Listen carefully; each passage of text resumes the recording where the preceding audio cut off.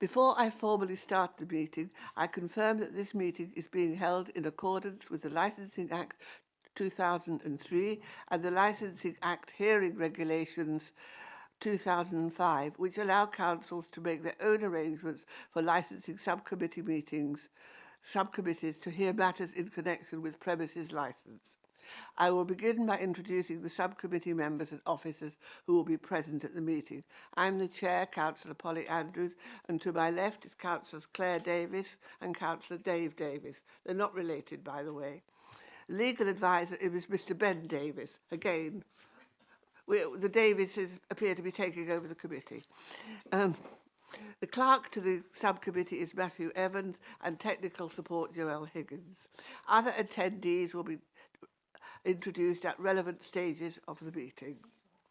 Please note the following points in regard to the conduct of this meeting. The Council is video and audio streaming this meeting live on the internet and making a recording.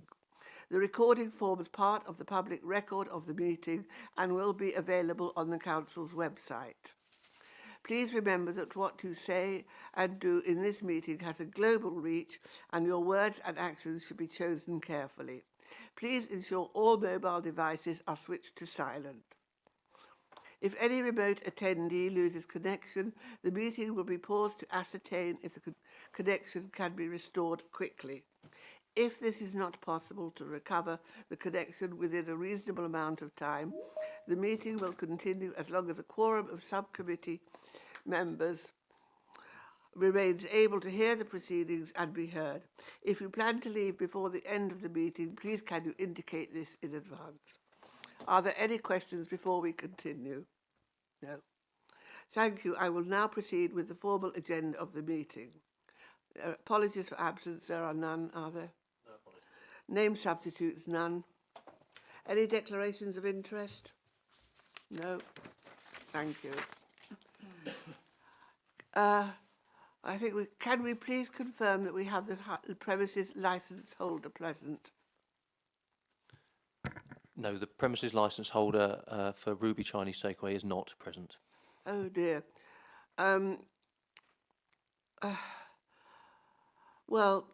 He is not present at the present moment at all. No.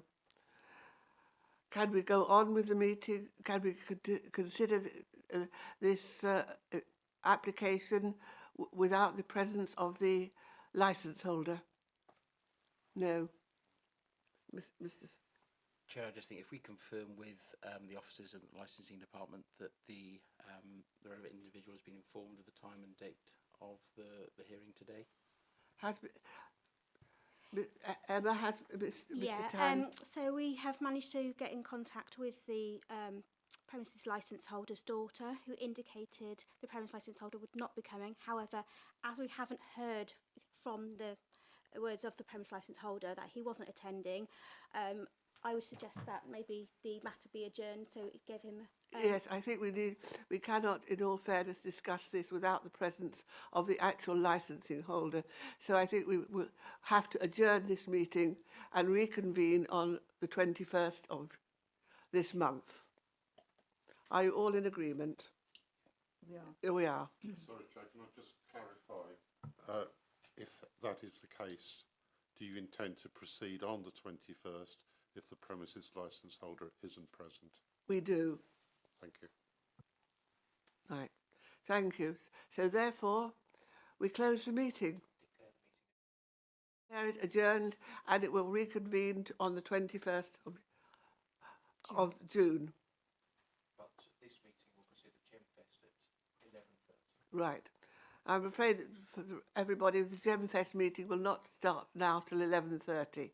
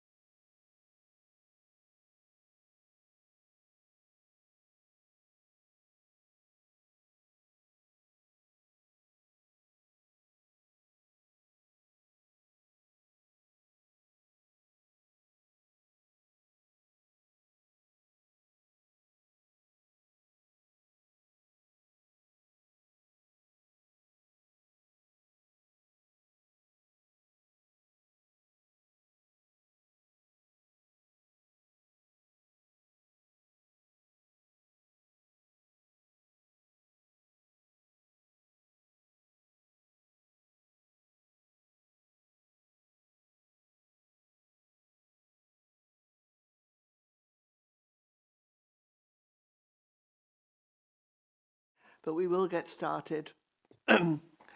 Now, good morning, everyone. I will now ask that the live stream is started. Thank you. Before I formally start the meeting, I confirm that this meeting is being held in accordance with the Licensing Act 2003 and the Licensing Act Hearing Regulations 2005, which allow councils to make their own arrangements for licensing subcommittees to hear matters in connection with the premises licence. I will begin by introducing the subcommittee members and officers who will be present throughout the meeting. I'm the Chair, Councillor Polly Andrews. To my left is Councillor Claire Davis and Councillor Dave Davis, who will be assisting me. The legal advisor to my right is is Mr. Ben Davis. Clerk to the subcommittee is Matthew Evans, and technical support is Joelle Higgins. Other attendees will be introduced at relevant stages of the meeting. Please note the following points with regard to the conduct of this meeting. The Council is video and audio streaming the meeting live on the internet and making a recording. The recording forms part of the public record of the meeting and will be available on the Council's website. Please remember what you say and do in this meeting has a global reach, and your words and actions should be chosen carefully. Please ensure that all mobile devices are switched to silent. If any remote attendee loses connection, the meeting will be paused to ascertain if the connection can be restored quickly. If it is not possible to recover the connection with a reasonable amount of time, the meeting will continue as long as a quorum of subcommittee members remains able to hear the proceedings and be heard. If you plan to leave before the end of the meeting, please indicate this in advance. Are there any questions about the procedures before we continue? No? Thank you. I will now proceed with the formal agenda of the meeting. Apologies for absence? None. Name substitutes? No. Declarations of interest? None. Thank you. This is an application to grant a premises licence excuse me, in respect of Gemfest 2024 Licensing Act 2003. Is to consider an application for a grant of occasional premises licence in respect of Gemfest 2024, farmland opposite Great Howell Farm, Howell Hill, Ross-on-Wye, HR95SL, under the Licensing Act 2003. We have a large number of speakers who have registered for this meeting, and I will ask speakers to be as concise as possible, to confine your address to matters of relevance to the licensing applications and not to repeat points which have already been raised. If there is repetition of issues not of relevance are raised, I will ask you to move on in your address to the committee. Your microphones will be disabled until I call upon you to speak. If you have any queries during the meeting, please raise your hand. Could I also point out that highways and parking are not part of the remit of this committee. In attendance we have in the room, on behalf of the Licensing Authority, Ms. Emma Bowell and Mr. Fred Spriggs. Public representations. Karen Powell, I understand Mr. Richard Powell will be speaking on her behalf. Yes? Christine and David Freeman, local residents. Yes. Marion Corbett and Andrew Corbett, also local residents. Yes. Helen de Pulford and Jacqueline Bradbury. Have we managed to get them as yet? Can we just pause there a second, please? So can the individuals using Robert Hunt's computer please confirm that you can hear us and we can hear you in return, please? So if you could unmute your microphone, please.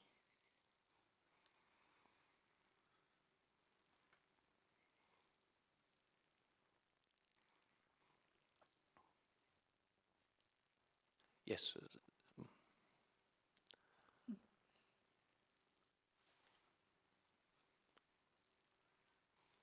Okay, and if you could just speak now, and you should be on live.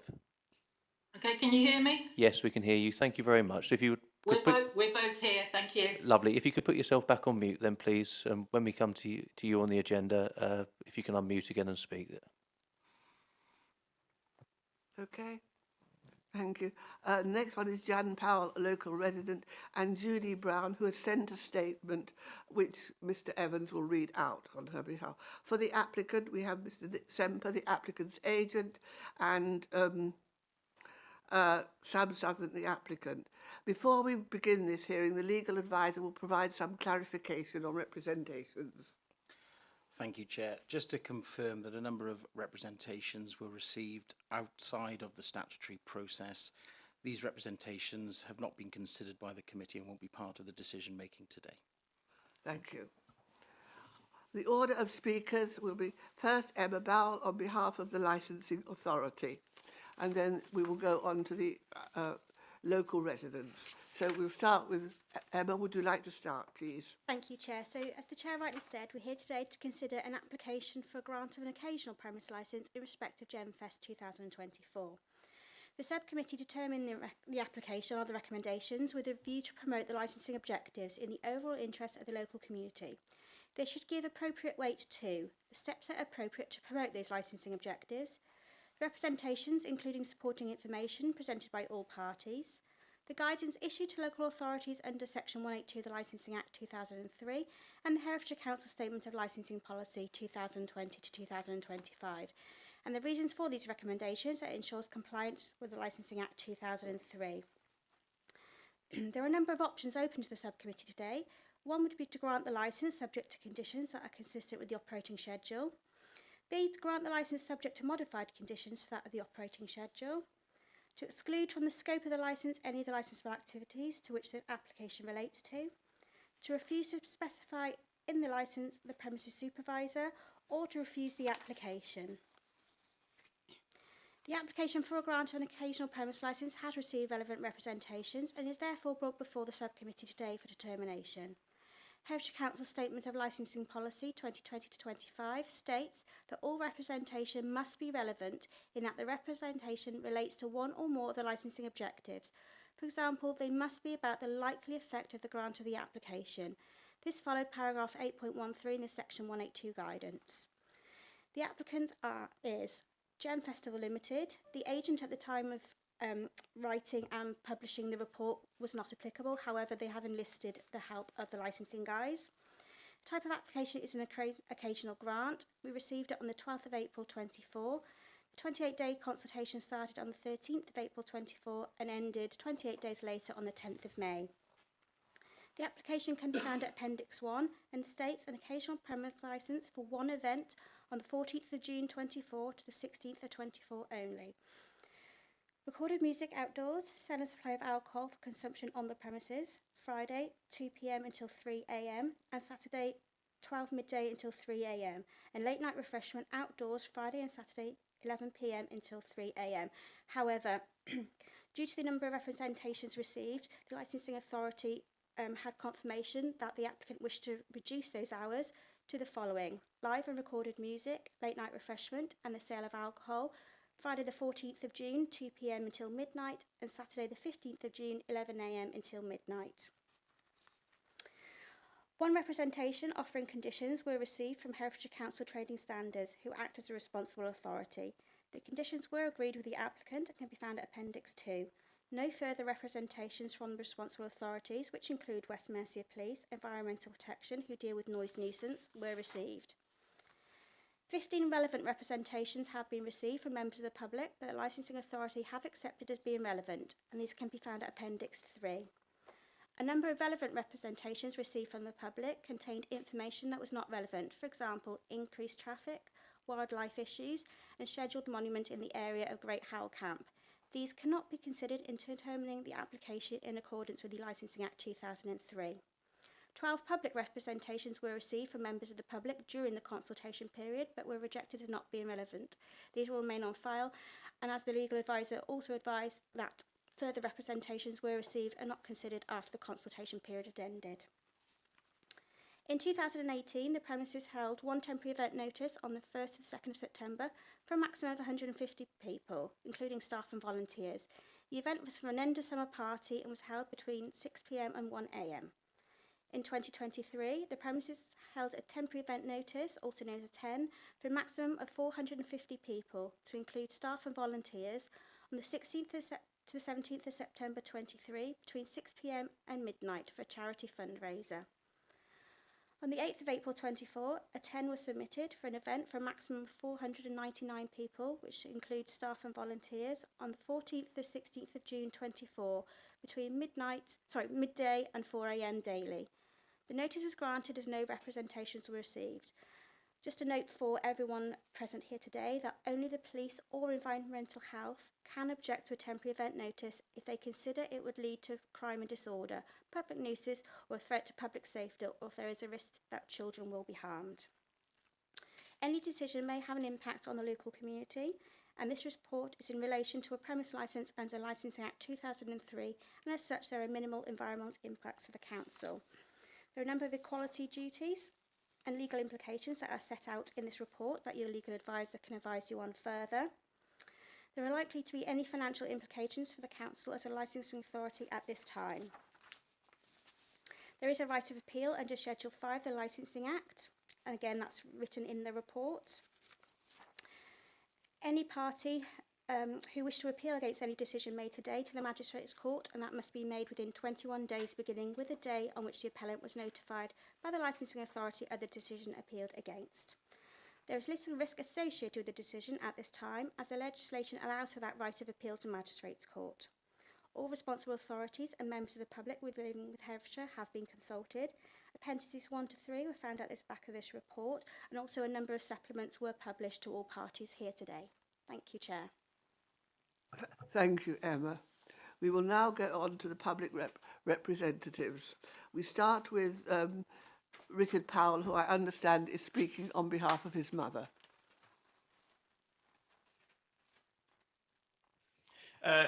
Good morning, all. As highlighted, I'm Richard Gwyn Powell and will be representing Karen Powell, my mother, who at short notice, due to unforeseen circumstances, was not well enough to articulate her points. However, it's been briefed to me the parameters I will be able to work within and the key points to cover. These being the prevention of crime and disorder, public safety, to prevent public nuisance, and to protect children from harm. Obviously, taking into consideration the points previously highlighted, please do move me on from the notes that I've been given in relation to roads, etc. So, looking at the prevention of crime and disorder, the introduction of the event such as Gemfest at Great Howe Farm poses significant risks in terms of crime and disorder within the local vicinity.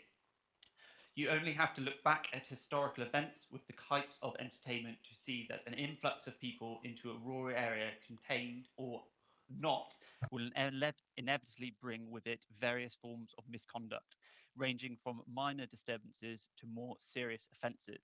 For example, a similar event held in 2009 at Great Howe Farm saw a victim of serious sexual harassment at the last event with a population of around about 1,000 people attending.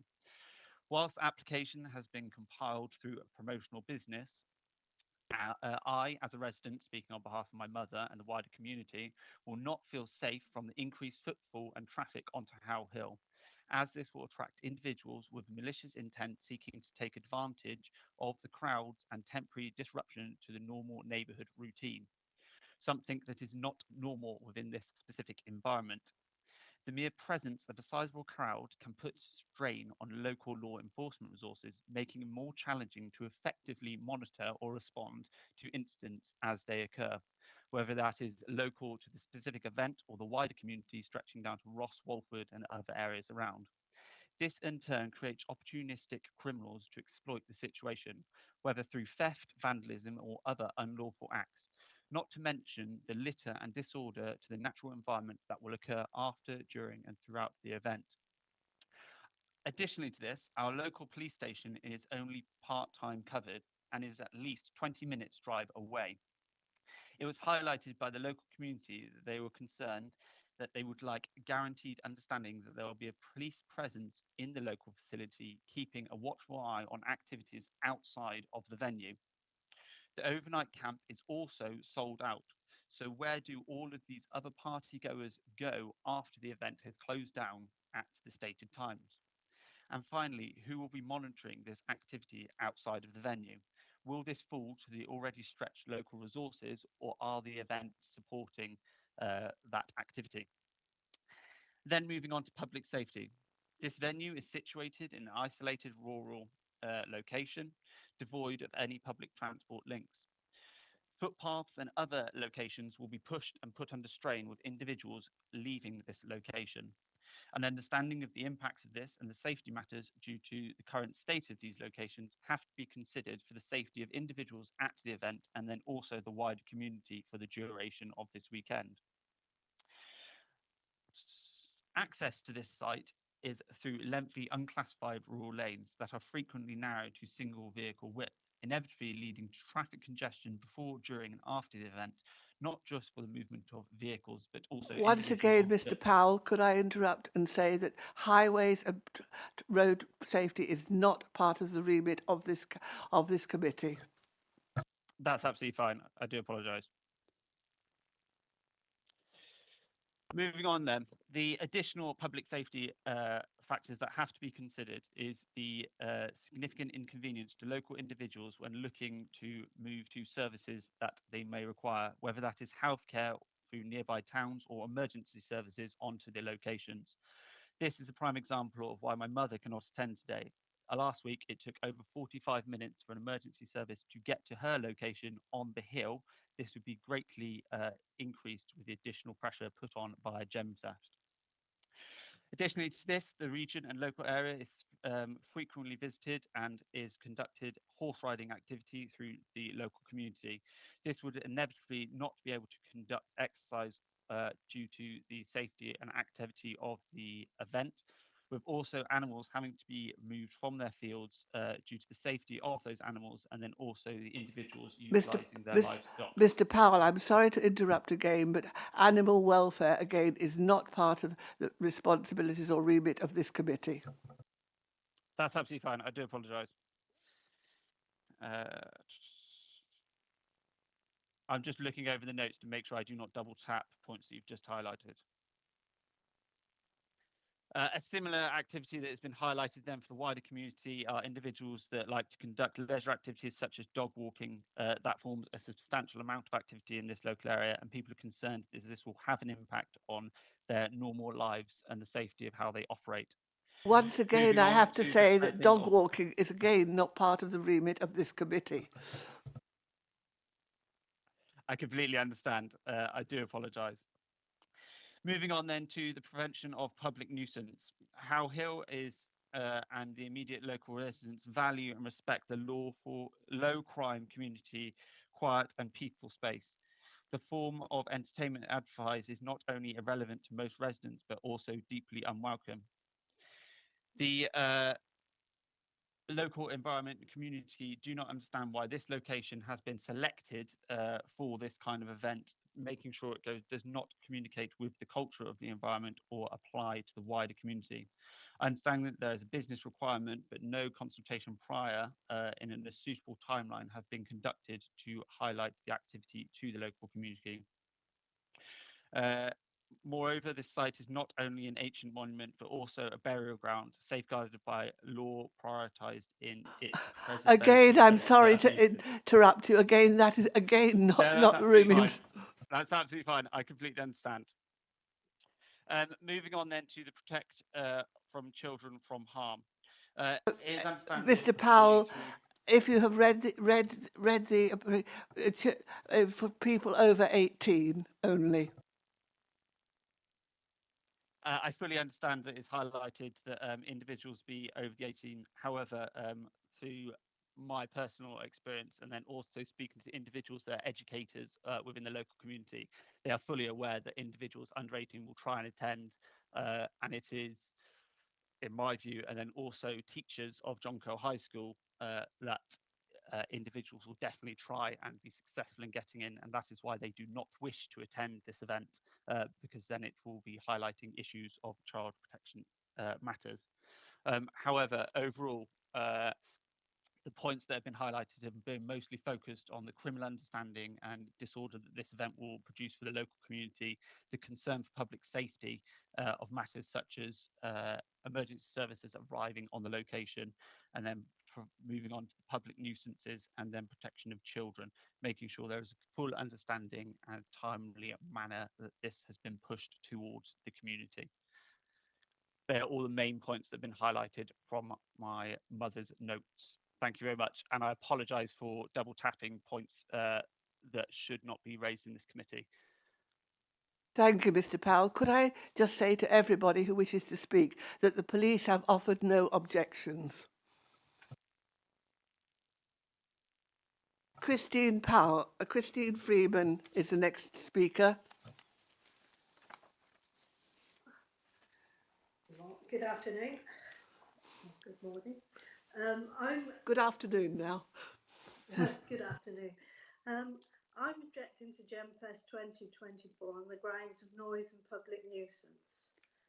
Back in January, advertising for Gemfest was, I quote, the start of a summer gatherings from raucous party starters, pull-up recordings, returns for a second edition in June. This time they're expanding the celebration to 2 days. That means more acts, more stage, more decor, more camping, and more bass-heavy fun from the beloved Welsh record label.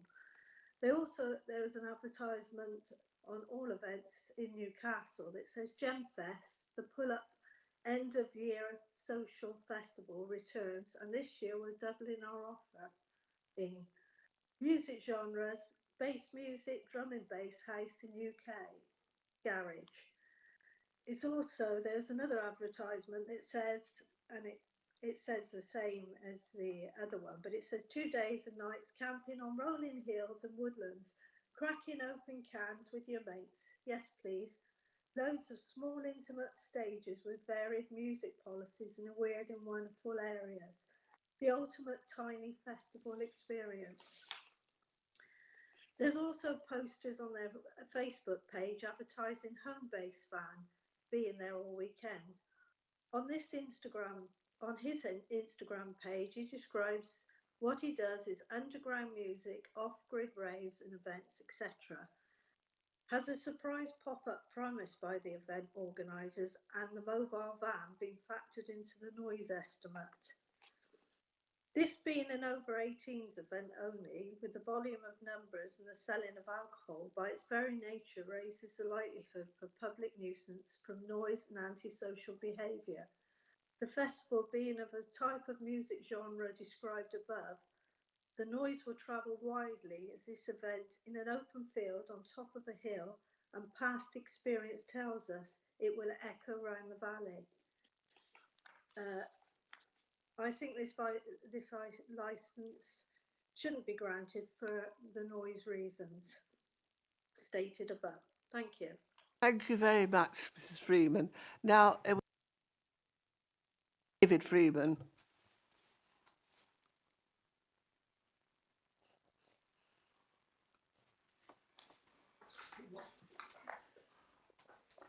As a local resident, I would like to thank the Council for the opportunity to address the Licensing Hearing Subcommittee this morning with respect to Gemfest 2024. I have a prepared statement that I would like to read out as follows. Public nuisance. The festival will inevitably create a noise nuisance in the surrounding area due to the nature of the music, which will be predominantly drum and bass, and under the Environmental Protection Act 1990 will be a statutory nuisance and will unreasonably and substantially interfere with the use of enjoyment of a home or other premises for local residents. The organiser's site map, last page of the application submission, shows distances from the site to areas occupied by local residents, 830 metres being the furthest distance shown, and presumably is intended to show that those areas are likely to be affected by outdoor noise above 49 dBA, and seems to be based solely on sound attenuation calculations, i.e. assuming the noise level at source is 110 dBA, then a noise level of 51 dBA will be heard at a distance of 830 metres.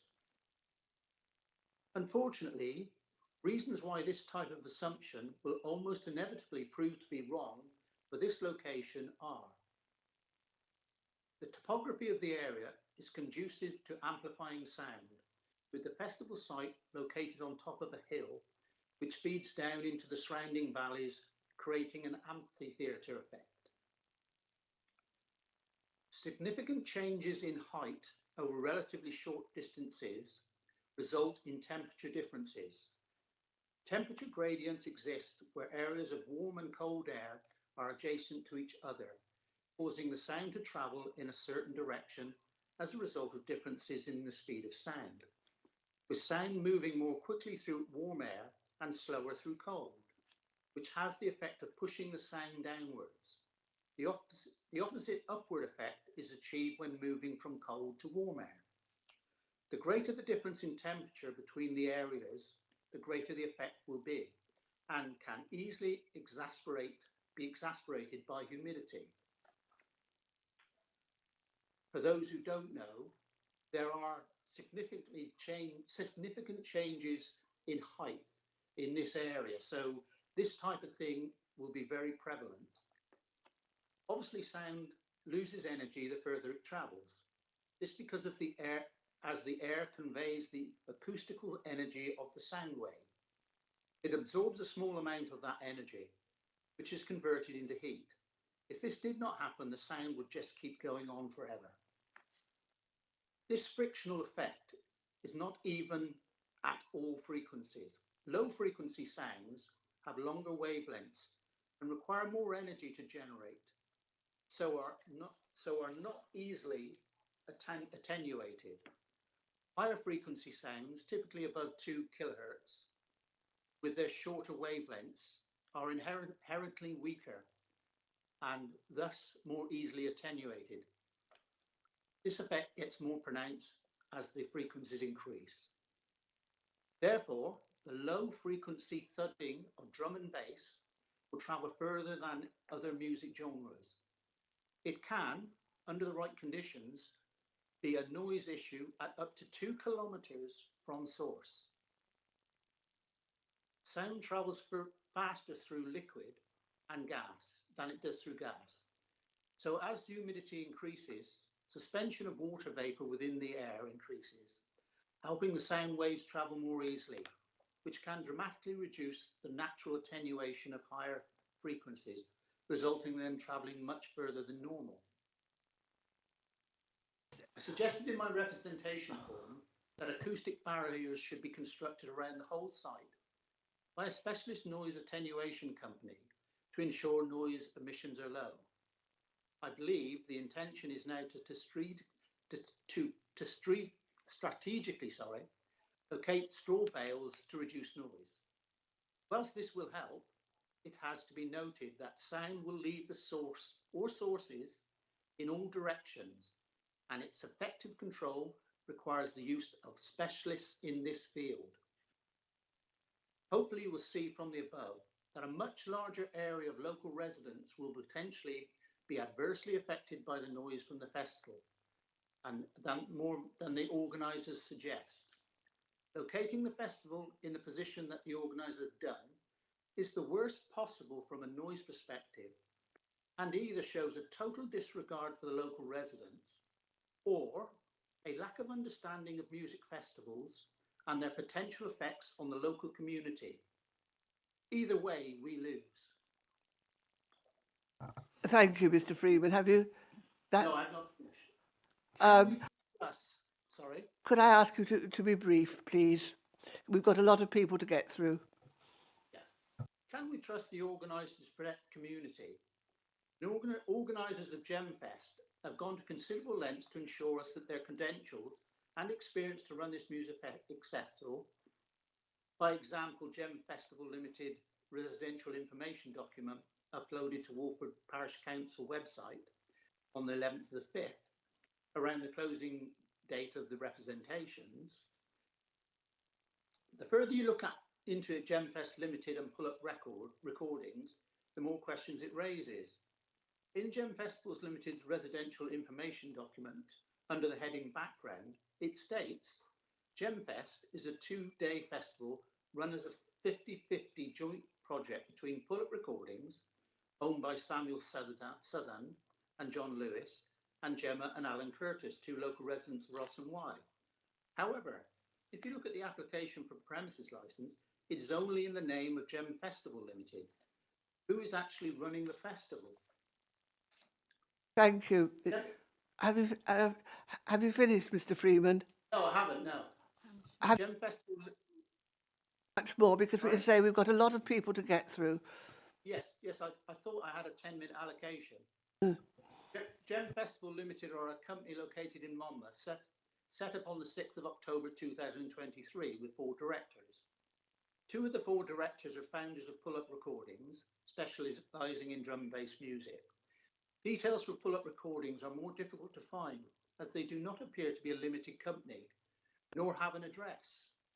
But from their online articles, they appear to be originated from a 19th birthday party in 2018 on a Welsh base. I can't find any records of Gem Festival Limited having held any music festivals before, or for that matter, any event. Although marketing by Pull Up Recordings seems to think Gem Festival 2024 is the second Gemfest, and that the birthday party held on the 16th and 17th of June 2023 at Grove Lodge, Howell Hill, Ross and Wye, for a temporary events notice, for which a temporary events notice was issued, was the first festival. But from what I can see, the council only issued a license for a birthday party. Furthermore, a video on Instagram from Pull Up Recordings titled "So That's Why It's Called Gemfest" has come to my attention. It is narrated by one of the directors of Gem Festival Limited, founder of Pull Up Recordings, and leaves you in no doubt that he considers the birthday party to be their first festival. Unfortunately, these facts and the shocking video provided online by the Hereford Times of 2 directors of Gem Festival Limited seemingly organising an illegal rave in Cardiff, presumably on behalf of Pull Up Recordings, giving the police the runaround and wasting valuable police time through resources leads you to question and doubt everything they say.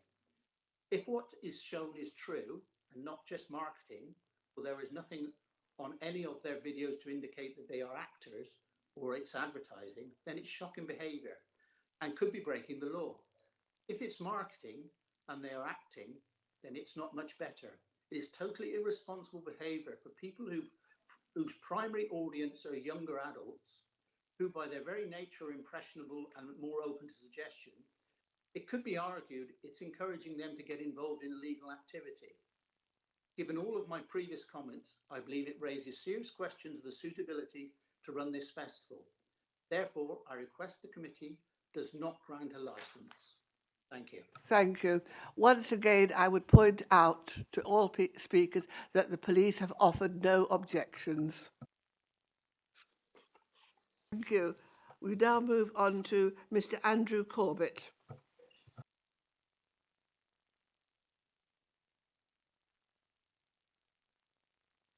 Good morning, everyone. Can you hear me? Yes, Mr. Corbett. My name's Andrew Corbett. I'm a resident of Howell Hill. Having had sight of the event management plan, which I had not until it was posted on today's agenda, I find there's some new evidence that raises some questions. As you will be aware, the legislation concerning the 4 main objectives in the Licensing Act is preventative: the prevention of crime and disorder, public safety, the prevention of public nuisance, and the protection of children from harm. I must ask the question, have the applicants done enough to satisfy the objectives? Simply put, I do not consider that they have. Prevention of crime and disorder. 12 SIA qualified personnel to cover the whole site is insufficient. Should the event reach the applied capacity of 1,500 people, that is a ratio of 125 to 1. That is a very high ratio of revellers to qualified staff. If disorder breaks out, they will not have the requisite qualified staff to cope. Perhaps a more suitable ratio would be 50 to 1. Whilst on this topic, the venue proposed is a large open-air space, 8 acres I'm led to believe. It is a high-volume vertical drinking venue with loud music and is aimed at young people. There is quite simply not enough trained, qualified staff to cope in this instance. The SIA staff would be expected to control access, egress, be involved in crowd management, patrolling the site, looking for criminal activity and disorder, ensuring there are no breaches on the site boundary, watching for signs of terrorist activity, ensuring the well-being of attendees, ejecting people who misbehave and detaining people who commit criminal acts, awaiting the arrival of police. In practice, this should take a minimum of 2 qualified personnel to corroborate evidence and protect each other. SIA numbers are very quickly becoming lowered. There is insufficient trained staff to accomplish the smooth running of this event. Too many people, not enough qualified staff, especially as this event has been well publicised and aggressively marketed. Residents are hearing rumours of large numbers of local young people from the surrounding area who state they're going to attend the event and attempt to gain access with or without tickets. Rumours I know, but what contingencies are in place should this happen? If the worst should happen, there are not enough staff of any description to cope with this influx. And move on to public safety. There is inadequate medical staff being provided for this event. 4 medical staff at the site for the duration of the event, a ratio of 375 to 1. This event will be attended by predominantly young people who will be drinking amounts of alcohol for long periods of time, and I think will be dancing to loud music for considerable spells. Some will be a little over enthusiastic in both departments. If there is some form of large casualty incidents, the 4 staff on duty will very quickly become overwhelmed, and with the nearest medical facilities being some distance away, this is dangerous. I note that a large part of the site is separated from open fields by Harris-type fencing. This form of fencing is not particularly suitable for this event. It is lightweight, manoeuvrable, and unstable on even ground. I think it is safe to say that the site is uneven ground given that it is a potato field. The fencing is very easily scaled by young people, even with the addition of the rough edges at the top of the frame. An old coat or blanket thrown over the top will prevent a climber from injury. When pushed by a small number of people with common purpose, it will go over, and if bracketed, it will cause a domino effect on the other panels. This was the case at Glastonbury, and after the Harris-type fencing was breached, they changed the perimeter security fencing to the more robust Super Fortress fence type. If this happens, some people are too close, they will be susceptible to quite serious injury. If disorder breaks out, one of the first items weaponised is the Harris fence.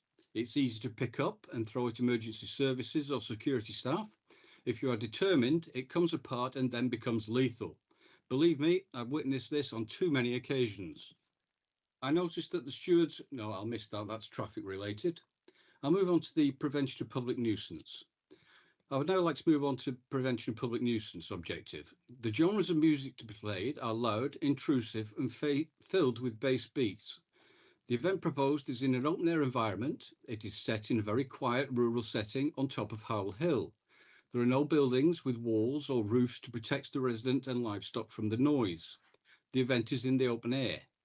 This year, there is a significant increase in size of the event, more stages, more acts, many more people and more noise. I attended last year's event for a short while, and on my return home, I could quite clearly hear loud music.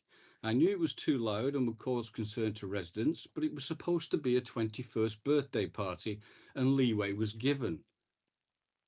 Apart from some bales of hay and pallets around the main stage, there appears to be no other acoustic barriers for this event. The organisers state that special speakers will be used and they will be arranged to nullify the sound. All speakers are produced to make sound of some description, whether they're special or not. And with the genre of music proposed at this event, there will be loud noise emanating from this event.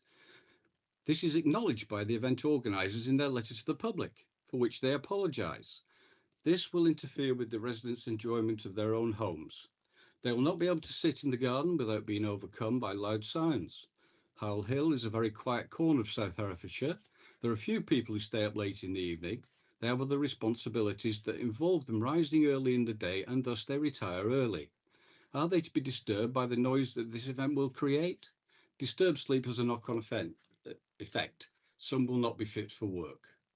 Also concerning is the need for a sound check that could start as early at 9:30 in the morning and could not be more than 2 hours in duration.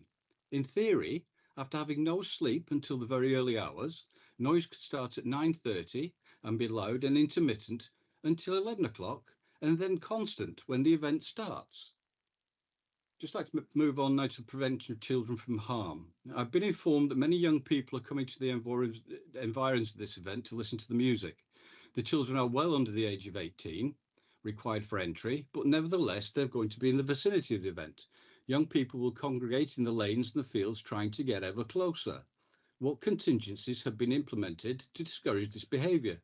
The rear of the event site is a large open field which is easily traversed and is in one part obscured from the site from trees and foliage, which is the Great Hull Camp. People approaching from this direction will be very well obscured from view, and they will get close and no doubt succumb to temptation and attempt entry. In conclusion, on the balance of probabilities, it is more likely that there will be issues with criminality and disorder, some of them away from the site, but as a direct result of the event taking place. There is a distinct possibility that the public are not entirely safe. There is definitely going to be public nuisance due to the noise from this event to the very late hours, and with sound testing in the early morning also. What protections are in place to stop children from attending this vicinity, congregating and attempting a stealthy entry? This annual event last year was not free as stated, but residents had to pay to buy a ticket which gave them entry. I also note that the Council's own statement of licensing policy, paragraph 21.11, states, generally, permitted temporary activities in the open air, including tents and marquees, should have a maximum closure hour of 11 p.m. Earlier hours may be imposed in sensitive open spaces or near residential areas. I thank you very much for your time. Thank you very much, Mr. Corbett. To Marion Corbett.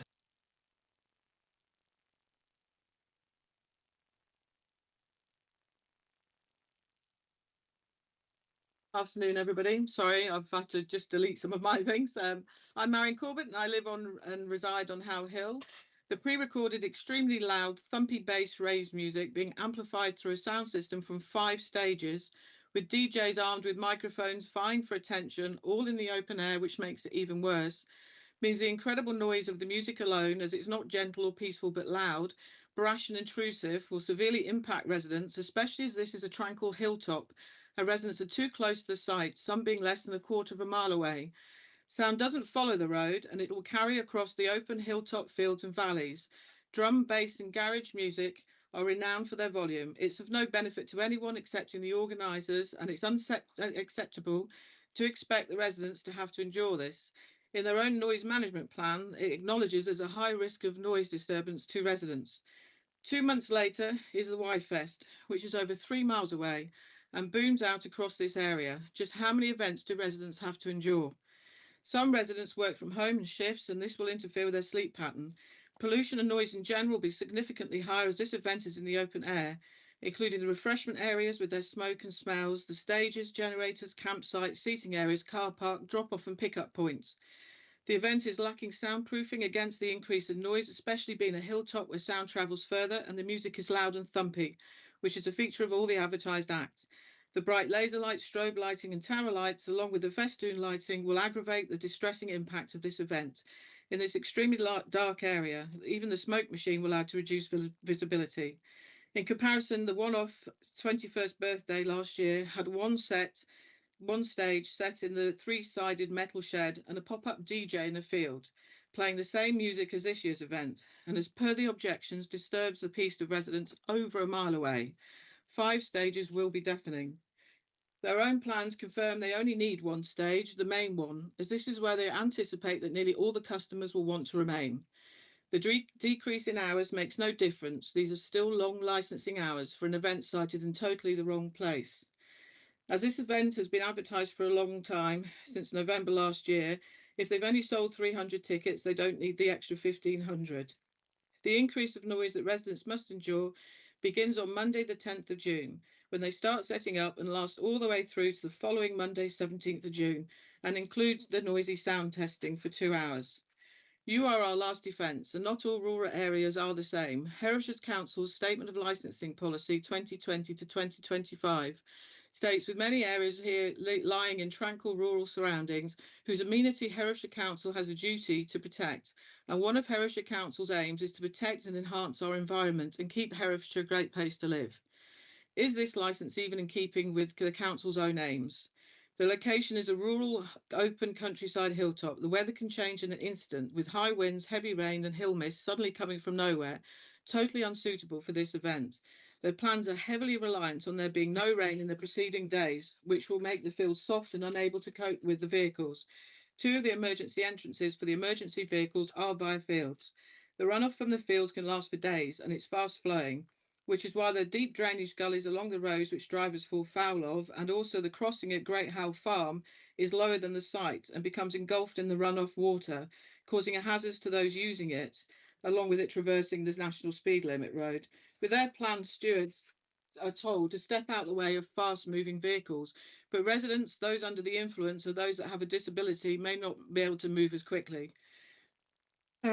Damage to the verges, which are mainly privately owned, is inevitable here. Once again, I'm sorry, Shame. Mrs. Corbett. I'm moving, yeah, I just realised, sorry. Highways are not part of our remit. I've just realised, sorry. If there's an emergency, they may have to evacuate everyone on foot for the muster points to the fields, and then where? If there's a fire, you can't fire retard this whole hilltop. A fire will spread very quickly to the residents' homes via neighbouring fields. There are too many little fire extinguisher, and the fire brigade are a long way off. The larger vehicles even struggle here. Detaining people until the right authority can come and deal will tie up staff very quickly, especially if they don't want to behave and come quietly. This is a remote location. It's not a safe place to hold this event and will put a lot of strain on the emergency services and will adversely impact residents' daily lives. Thank you for listening. Thank you, Mrs. Corbett. We now move on to Helen de Pulford.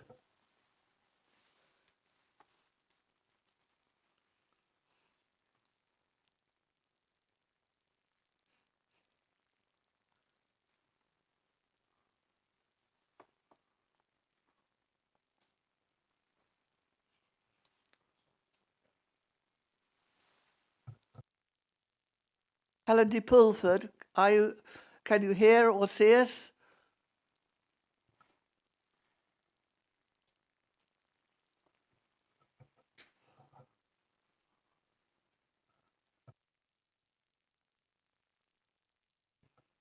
Have you got access to Hello, screen? can you hear me now? Hello, can you hear me now? Yes.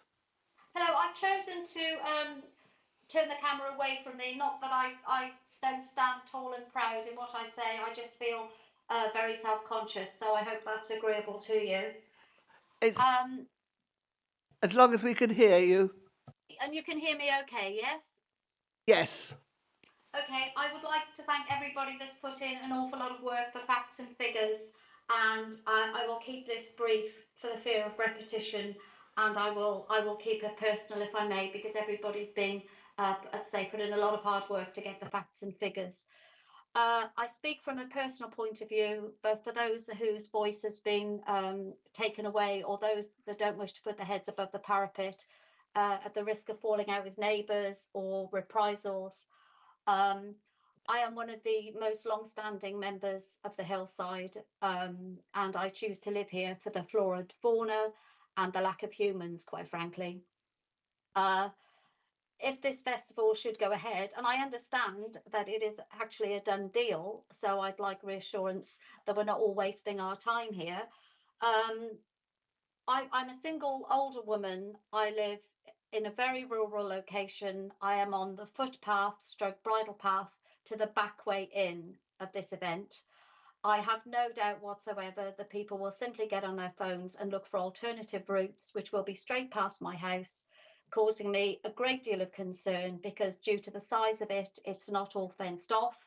I have a multitude of very sensitive free-range rescue animals. I will not be able to leave my premises for 3 days due to the worry. This will prevent me also from going to work. I work in the forest as a carer for the Orchard Trust. I am bank staff and therefore called upon night and day to go to work. So not only will I have to stay on my property to protect it, and I don't use that word lightly, I will not after having no sleep, which is torture in some countries, so please don't underestimate it. I will not be in a fit state to look after adults with learning disabilities who display behaviours, and I am responsible for administering critical meds. So it will mean I will potentially lose 3 days pay, 3 days where I will not be able to leave my property. And I see an absolute serious concern that people will be coming the back way and not paying. And if they can't get in, all they've got to do is stand the other side of the fence, and trespass being a civil issue, not a legal issue, who is going to move them? So I really feel for my own personal safety, that of my animals, and if the footpaths are going to be blocked, which I understand is a potential possibility, that is my deprivation of liberty also. You say that the wildlife are not an issue. I do, and I will please have my voice heard. At the moment, we have a multitude of amazing wildlife that is decimated quite. I'm sorry to interrupt you, but once again, I have to repeat that wildlife and animal welfare is not part of the remit of the licensing committee.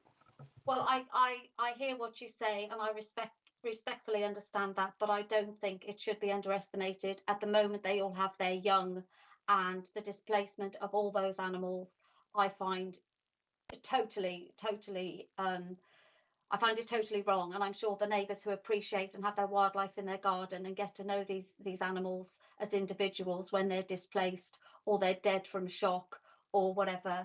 I think the reason we live here is to enjoy the wildlife and protect and guardian the wildlife. Once again, I'm sorry, but please, will you move on? Wildlife is not part of our remit. Okay, well, I find that very sad. So as individuals, I will just reiterate, we're going to be terribly disrupted. The thought of children and the well-being and their safety. If people think that children will not be entering the premises, I'm sorry, there's an echo or feedback. I'm not quite sure. If people on the children's safety issue, if people think that underage kids will not be entering either through the front gate or the back gate, I think they are respectfully ignorant and or deluded. There are going to be many drugs. Let's get real about this. The drug use in young people is very prolific, and it's a known drop-off point. It's an absolute known drop-off point at the location. So to think that there's not going to be misuse of drugs, never mind alcohol, and the tribal beat of the constant drum encouraging and influencing behaviour.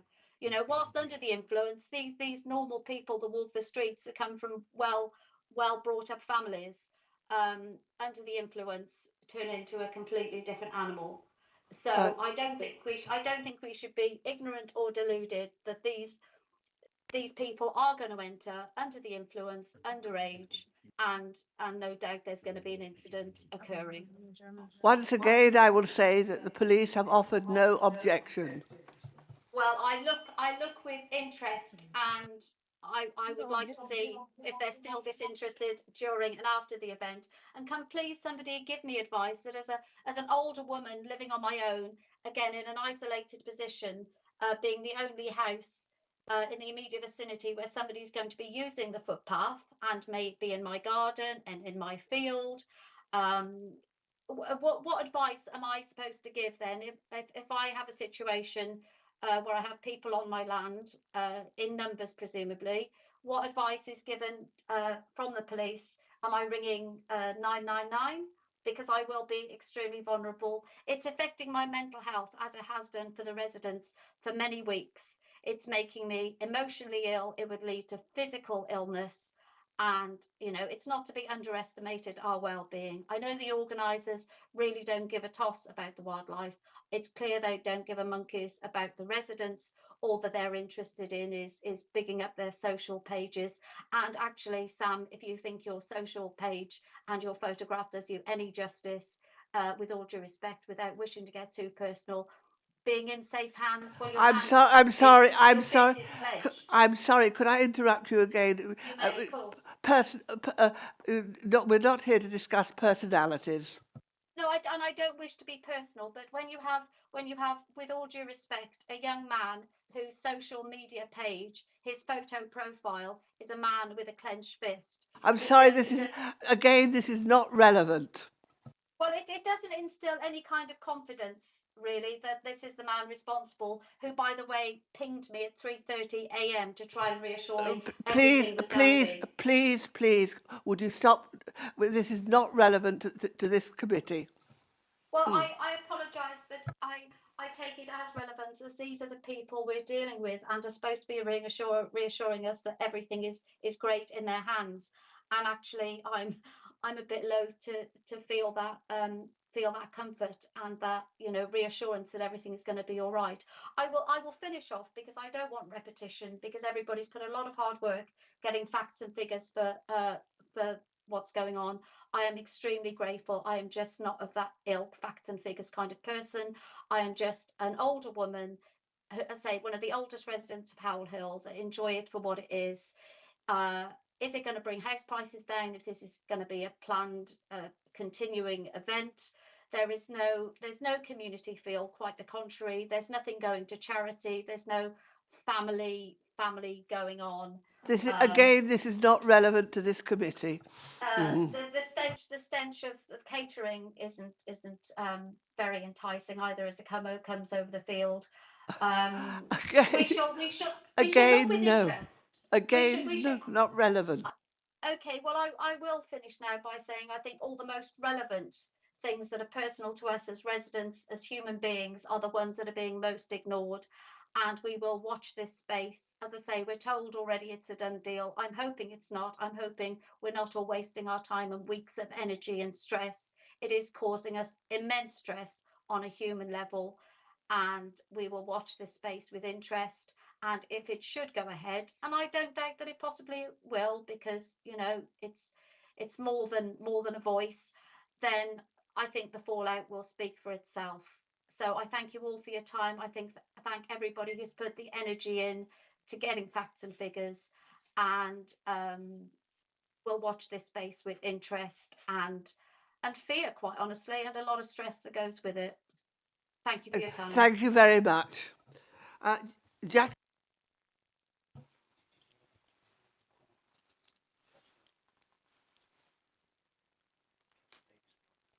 Yes, well, I just need to leave the room for about 3 or 4 minutes. We will suspend the meeting for a few minutes as one of the committee members has to leave just for a few minutes.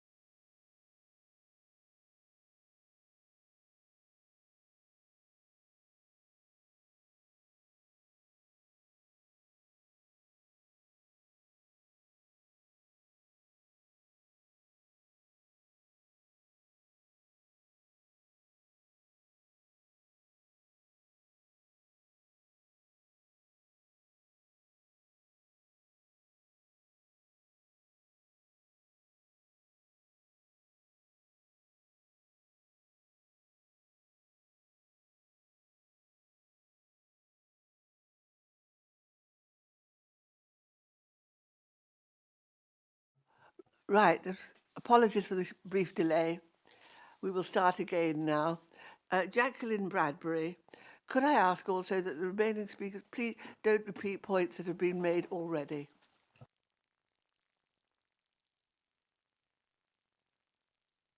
Jacqueline Bradbury? I'm here. Good afternoon. Thank you for giving. Oh, let me just Yes. put myself on thing. Right. Thank you for giving me the opportunity to speak. Gemfest, I'm objecting on the grounds of public nuisance by Gemfest 2024 against the community of Howell Hill and surrounding areas. I'll use Gemfest 2023 as referencing video evidence from pull-up recordings as evidence of public nuisance caused by other activities of that organisation, and looking at a similar festival in 2009 on the site at Great Howell Farm. Also look at the proposed event Gemfest 2024, the scale, location, duration, promotion and likely attendance and the culture. In 2009, Essence Rave, I think that's what it was called, was held at Great Howell Farm. Licence application was made and passed with no objection from Herefordshire County Council or the police. Even in the days before social media, this attracted 1,000 attendees. During the event, trouble broke out and a 19-year-old girl was subjected to a serious sexual assault. Over the following days, the whole area was filled with police on the ground and in the air.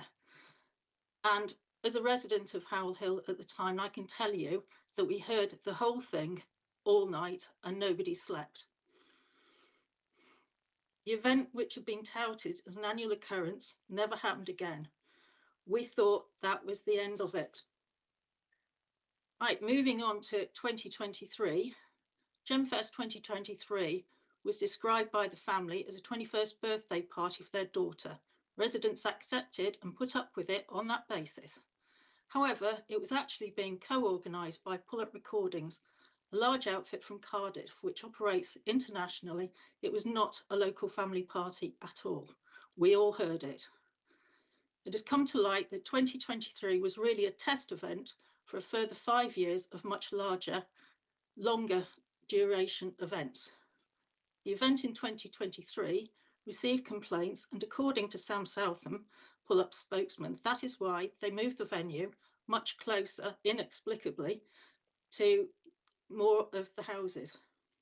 2023 partygoers left their rubbish where it fell, and other antisocial behaviour was seen when a resident witnessed male partygoers urinating on the driveway to her house before the event had even begun. When you look at Pull-Up Recordings' social media, they leave evidence of causing public nuisance in their videos, many filmed by one of the directors of Gemfest. The videos show Pull-Up organising illegal pop-up raves all over the country. They boast about it, trying to outwit the police. In some, there are hundreds of people, with hundreds more on the way, in quotes, running through city streets trying to stay ahead of the law, a danger to themselves and others. Another video shows people vomiting in doorways and a member of the organisation fly tipping a bag of rubbish following the event. In Gemfest 2024, multiple sound stages are being organised on top of a hill above surrounding residents. We've all been talking about that. Sound travels incredibly well up here. It's really surprising what you can hear a very long distance. Also, there's a surprise stage being organised, which could be anywhere, pointing any direction. The spokesman, Sam Southam, in his letter to residents, admits that residents will inevitably hear the music and that there will be disruption. I note that the hours of music have been reduced, but this is just whitewashing to get the licence through. The promotion promises partying all day and all night, and that's what people have paid for. People coming to the event will not be expecting to be tucked up with their cocoa by 12:30. The culture of these music festivals is to party till morning. And how are they going to sort out the day tickets from the weekend tickets with such a small number of security. The event has been promoted widely. It's gone from Southam's gut feel of about 300 to admitting that 700 tickets have been sold, and now at last account it was about 1,000. As the event has promoted since last September on various Facebook pages, the Pull-Up website, TikTok, YouTube, Instagram and Snapchat, and probably others, it has been promoted to over 80,000 university students at Birmingham, Bristol and Cardiff universities at the least. Pull-Up have tens of thousands of followers on social media, plus of course all the personal direct mobile numbers of the pop-up rave goers. The tickets are being offered locally at a discount. It is inconceivable that the limit will not be reached and more likely exceeded by many times. Sources locally report that in their estimation, a minimum of 2,000 people are intended to attend from the local area, with or without tickets. They also report that tickets are being given out like confetti.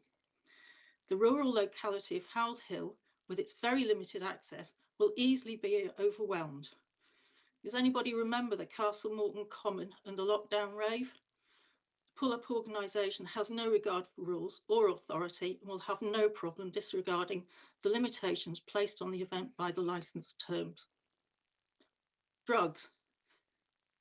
Pull-Up and Gemfest say that they're operating zero tolerance. Well, they would say that, wouldn't they? Drugs used in the festival culture are intrinsically intertwined. Research says that between 20 and 50% of goers admit to using. That's just ones that admit to it. Jabery will be all over the site, particularly worrying where there's a public right of way across it. Single-use plastic water bottles are being given free, generating thousands of pieces of environmentally unfriendly litter. The environmental sustainability of the event is only given the slightest of greenwashing nods. 61% of festival goers arrive by car, probably more in a very rural location without public transport links. I also see no reference to disability and provision for disabled accessibility to the event. In conclusion, effects on the community. Residents will not be able to get away from the noise day or night. Movement in and out will be impeded. Exercising and dealing with animals will be dangerous. Many have had to change plans in order to protect themselves, their property and their animals.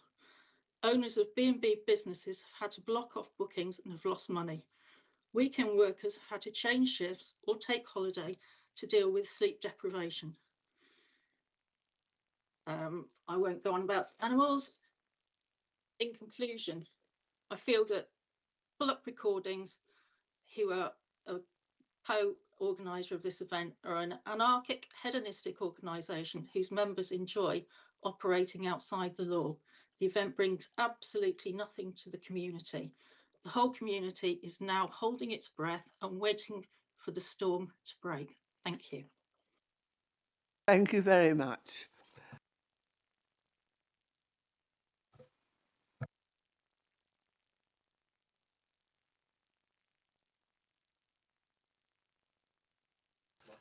Jan Powell.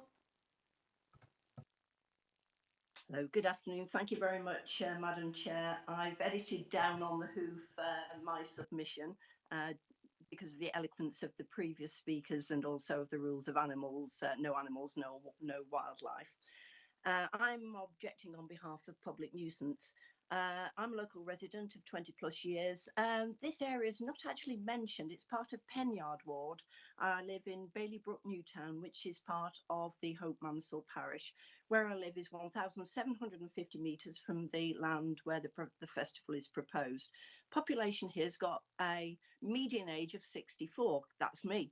So you've probably got me profiled as the usual white middle class, middle-aged objector. Yes, my weekend of peaceful gardening, sipping wine and nature observation is going to be ruined. But yesterday evening, I was at a blues concert. Tomorrow, I'm at a techno pop festival with 10,000 other people. However, in principle, I don't object to properly licensed and properly run events. But as of yesterday, I did not expect the inhabitants of Malvern to enjoy with me the music and the dancing. And tomorrow, I don't expect to inflict myself upon the residents of Birmingham city centre. So where I go is what's run properly and events that are licensed and are properly soundproofed. But I contend that the information we've received from the organisers, and thank you very much for making the event management plan available. It's very interesting reading. I don't think it's a very well thought through event in a suitable location. Just as an aside, reading that in detail, I know that the previous speaker just made this point, but when I look at EMP section 213, there's really very little consideration being given to disabled visitors. I think that lack of consideration might be illegal, but it's certainly disrespectful. I can't talk about birds, I can't talk about bats, those are my passions. I also recognise here that the organisers have reduced the number of the hours of operation of the event in order to respond to our concerns. And again, I'm not as detailed on the topography of the land, but you haven't really looked to this side of the valley. The shape of the valley below Howell Hill and the Hope Mantle anti-syncline, it creates conditions, as it does here, for a potential double or treble repercussion of noise pollution. We heard that in 2009. We certainly heard that last year. The previous event in the valley, exactly 1 year ago, did lead to noise which disturbed sleep for all the residents. Not allowed to talk about domestic livestock and domestic animals, but this is the impact upon me. This time last year, my horse was grazing in the paddock 1,450 metres below the event site. Sorry, once again, I have to interrupt you. Sad that maybe we can't discuss animal welfare. No, this is all about me. The horse was distressed. We could not control him. He ran up and down for 6, 7, 8 hours, creating a furrow in the field. That's about my property. The shoes were removed. We went to great expense on getting painkillers, and long story short, at great distress to myself, having owned the horse for 20 years, he was put down on August the 3rd. However, now I know who the organisers are and where the offices are in Monmouth in Wales. I'm hoping that they will consider compensation for me. That's around about £1,500. A very. I'm sorry, your legal disputes with this organisation are not part of our remit. That's fine. Just a heads up, there may be other claims. So I don't need to get any advice on flyers or advance warnings that there is going to be a festival, but I think it's wider than the 800 metres that you think. A radius of 2 to 2.5 kilometres when you go up to Wigpool and Puddlebrook might be appropriate. Yes, sad about my horse, but nobody else will be. But if the festival does go ahead, please make proper representations to all the owners of all impacted areas who may suffer the unintended consequences of the youthful exuberance. Right, I looked at Glastonbury and their management. Somebody else did there on Hereford fencing as well. Looking at the event management plan, I do wonder about the efficacy of the optional drugs amnesty bin, which you mentioned in your event document. In the case that not all drugs can either be detected or willingly handed over, if drugs have been used prior to attendees coming to the event or using them at your venue, the leaching of substances such as cocaine and MDMA via urine flowing onto the festival site and apparently onto somebody else's driveway, and if it doesn't go into the designated toilets, it can leach into the ground and the waterways and cause significant harm to people. I draw the organisers and the committee's notice to a study published in 2021 by the University of Wales in Bangor. fascinating reading. Think you should do that for the next festivals you're going to propose. So in the short time you have available, perhaps you could make it clear that attendees must urinate in the toilets and not on the ground. Once again, I don't think that this committee has any power to discuss the toileting of individual attendees. Something to bear in mind anyway. And thank you for listening. But my final point is that tickets have been sold in advance for this festival based on 3 a.m. finish. And thank you for the very small consideration you gave us that it's now midnight. However, what do you exactly expect hundreds of people to do at midnight? What about your disappointment management where the event is sold or has been sold until recently, until 3 a.m.? Is it fingers on lips? Is it queue quietly for a taxi? And how are you going to enforce the need for quiet? Thank you ever so much, committee and representatives of the organisers, and thank you for to my fellow residents. Thank you. The last one, Mr. Evans will read out her comments. Judy Brown, a local resident. Okay, thank you. A statement on behalf of Judy Brown then. Okay. Thank you for the opportunity to make a statement regarding Gemfest licensing application. My main objection is noise nuisance based on the following legislation. 1. Herefordshire Council's Statement of Licensing Policy 2020-2025. Noise Act 1996, night hours of 11 p.m. to 7 a.m. Environmental Protection Act 1990, noise nuisance, as this festival will unreasonably and substantially interfere with the use or enjoyment of a home or other premises, which I confidently predict will be the case. My reasoning is due to past experiences, and my objection is as follows. Firstly, it is important to clarify the lie of the land here.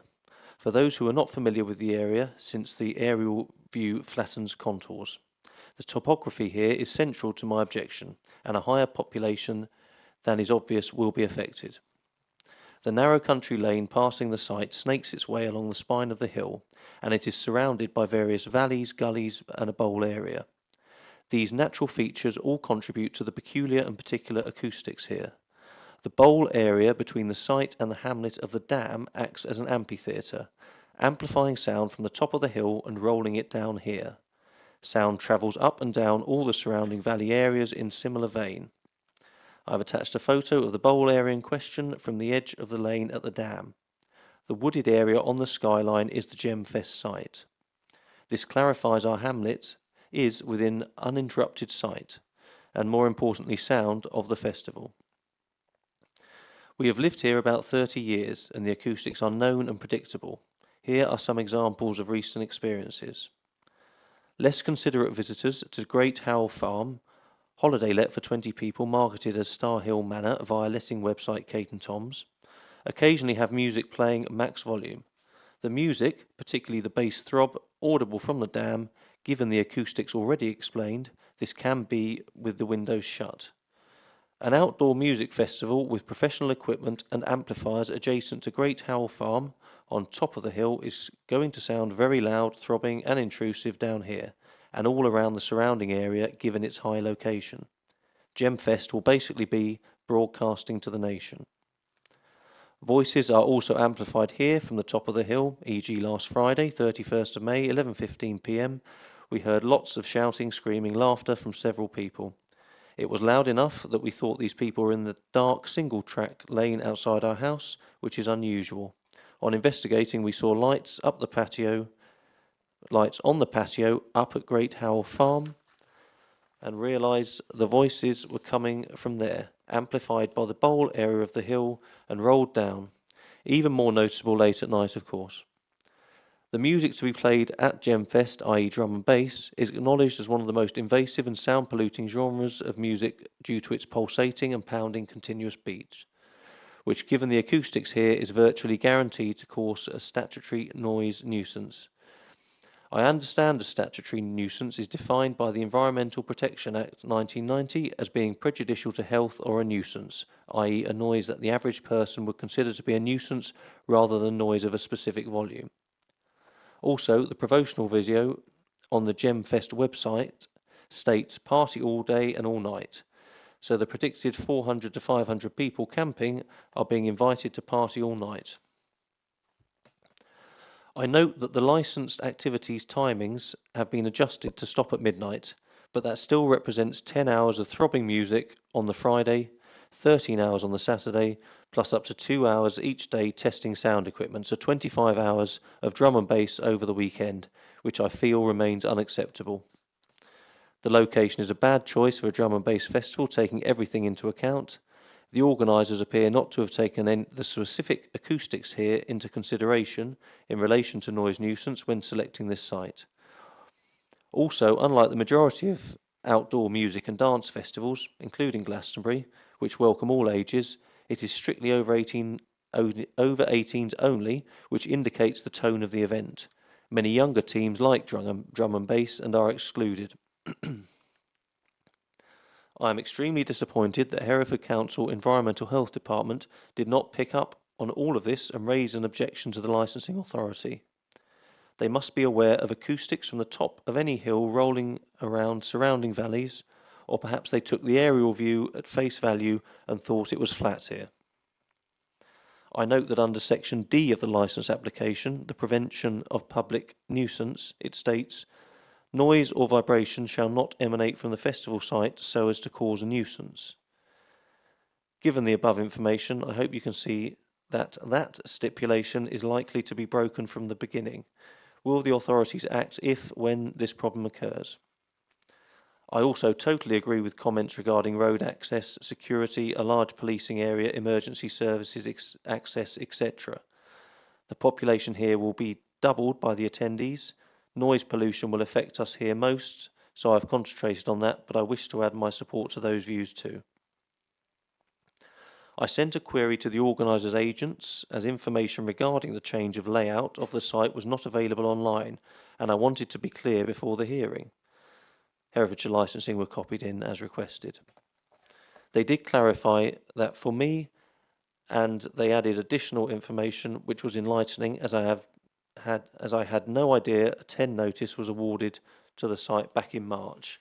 And, quote, there is no legal requirement whatsoever to advertise the giving of a temporary event notice, back in March or otherwise. Therefore, no blue notices or newspaper adverts are required to be placed by the notice giver, end quote. They also added, open quote, in essence, this event authorised.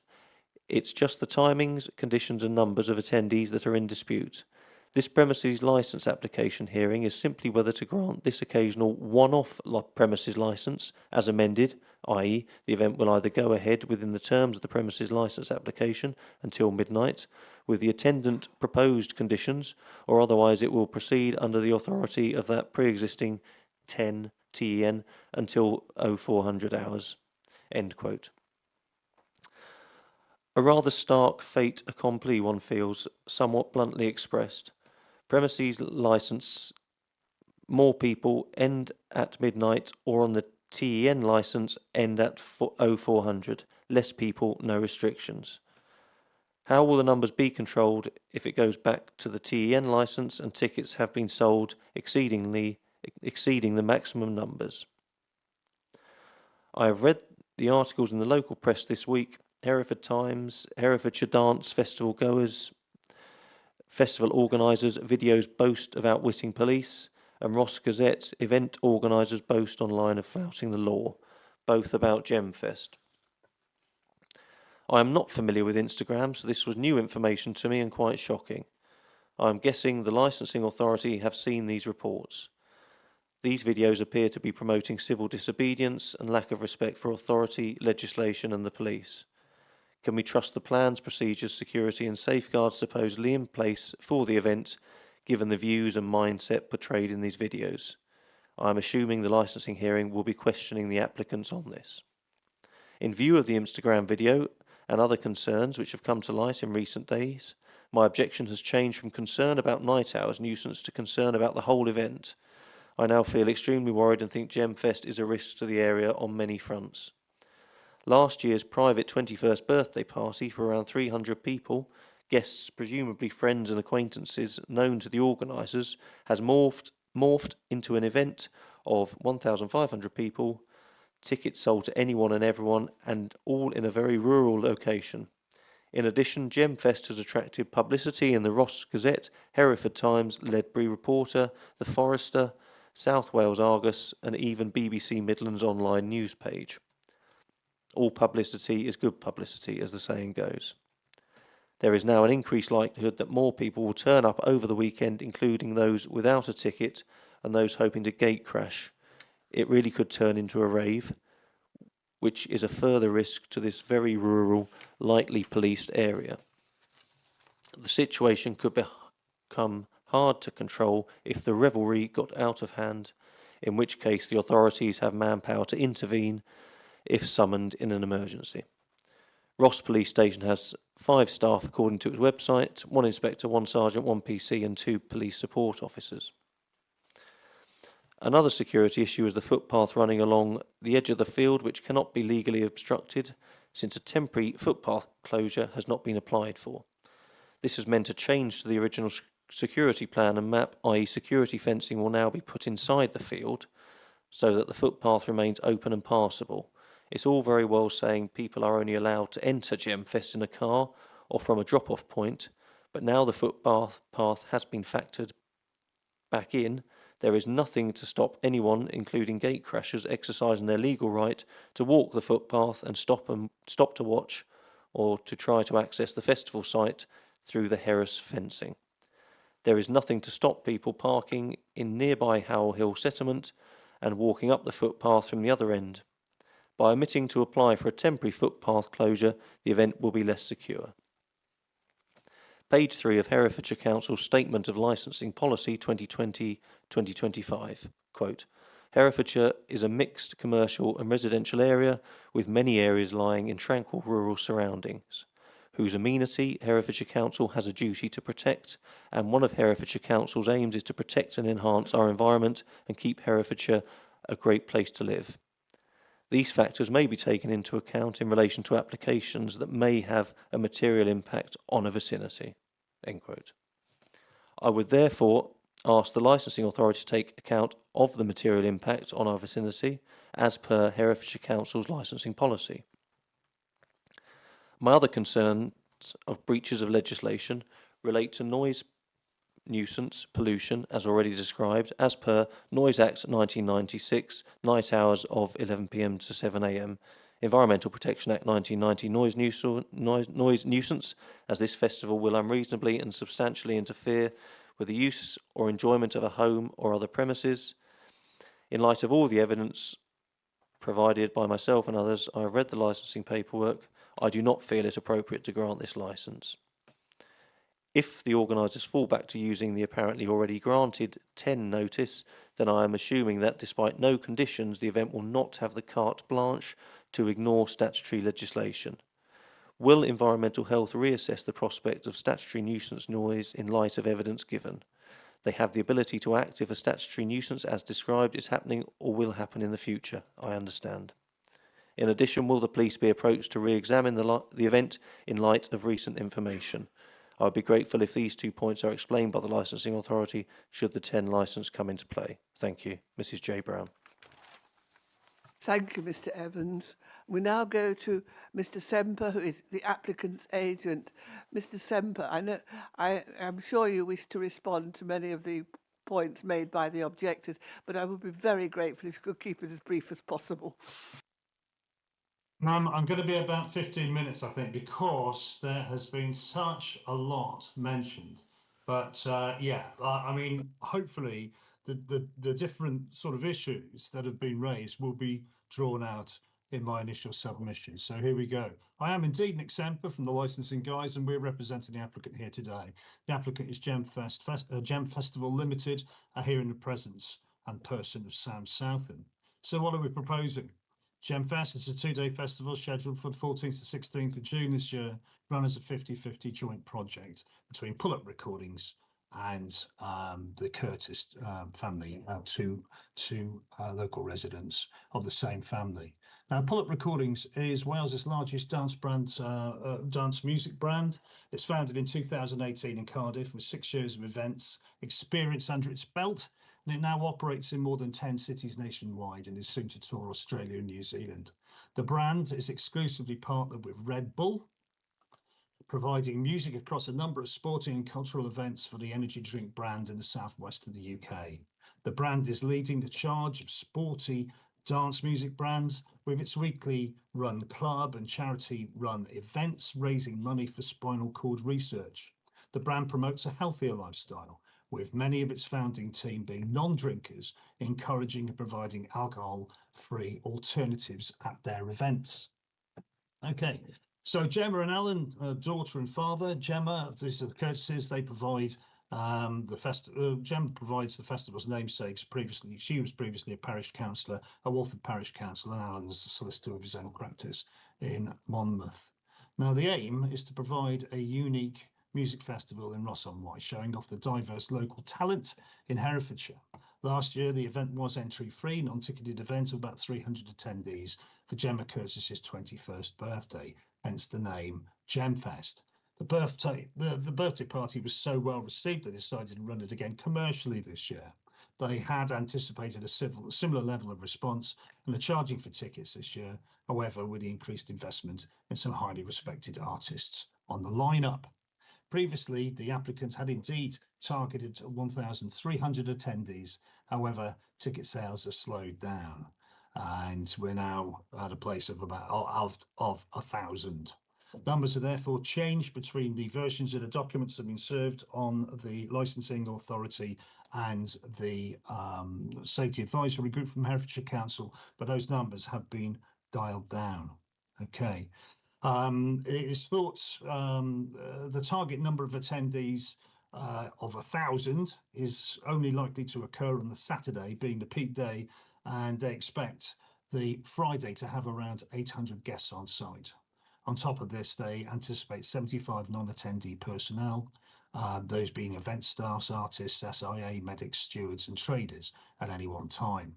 Now, regarding attendance levels, we would stress that the target number, the reality is going to be, particularly in the current events climate and dependent on the weather, it's likely to be different.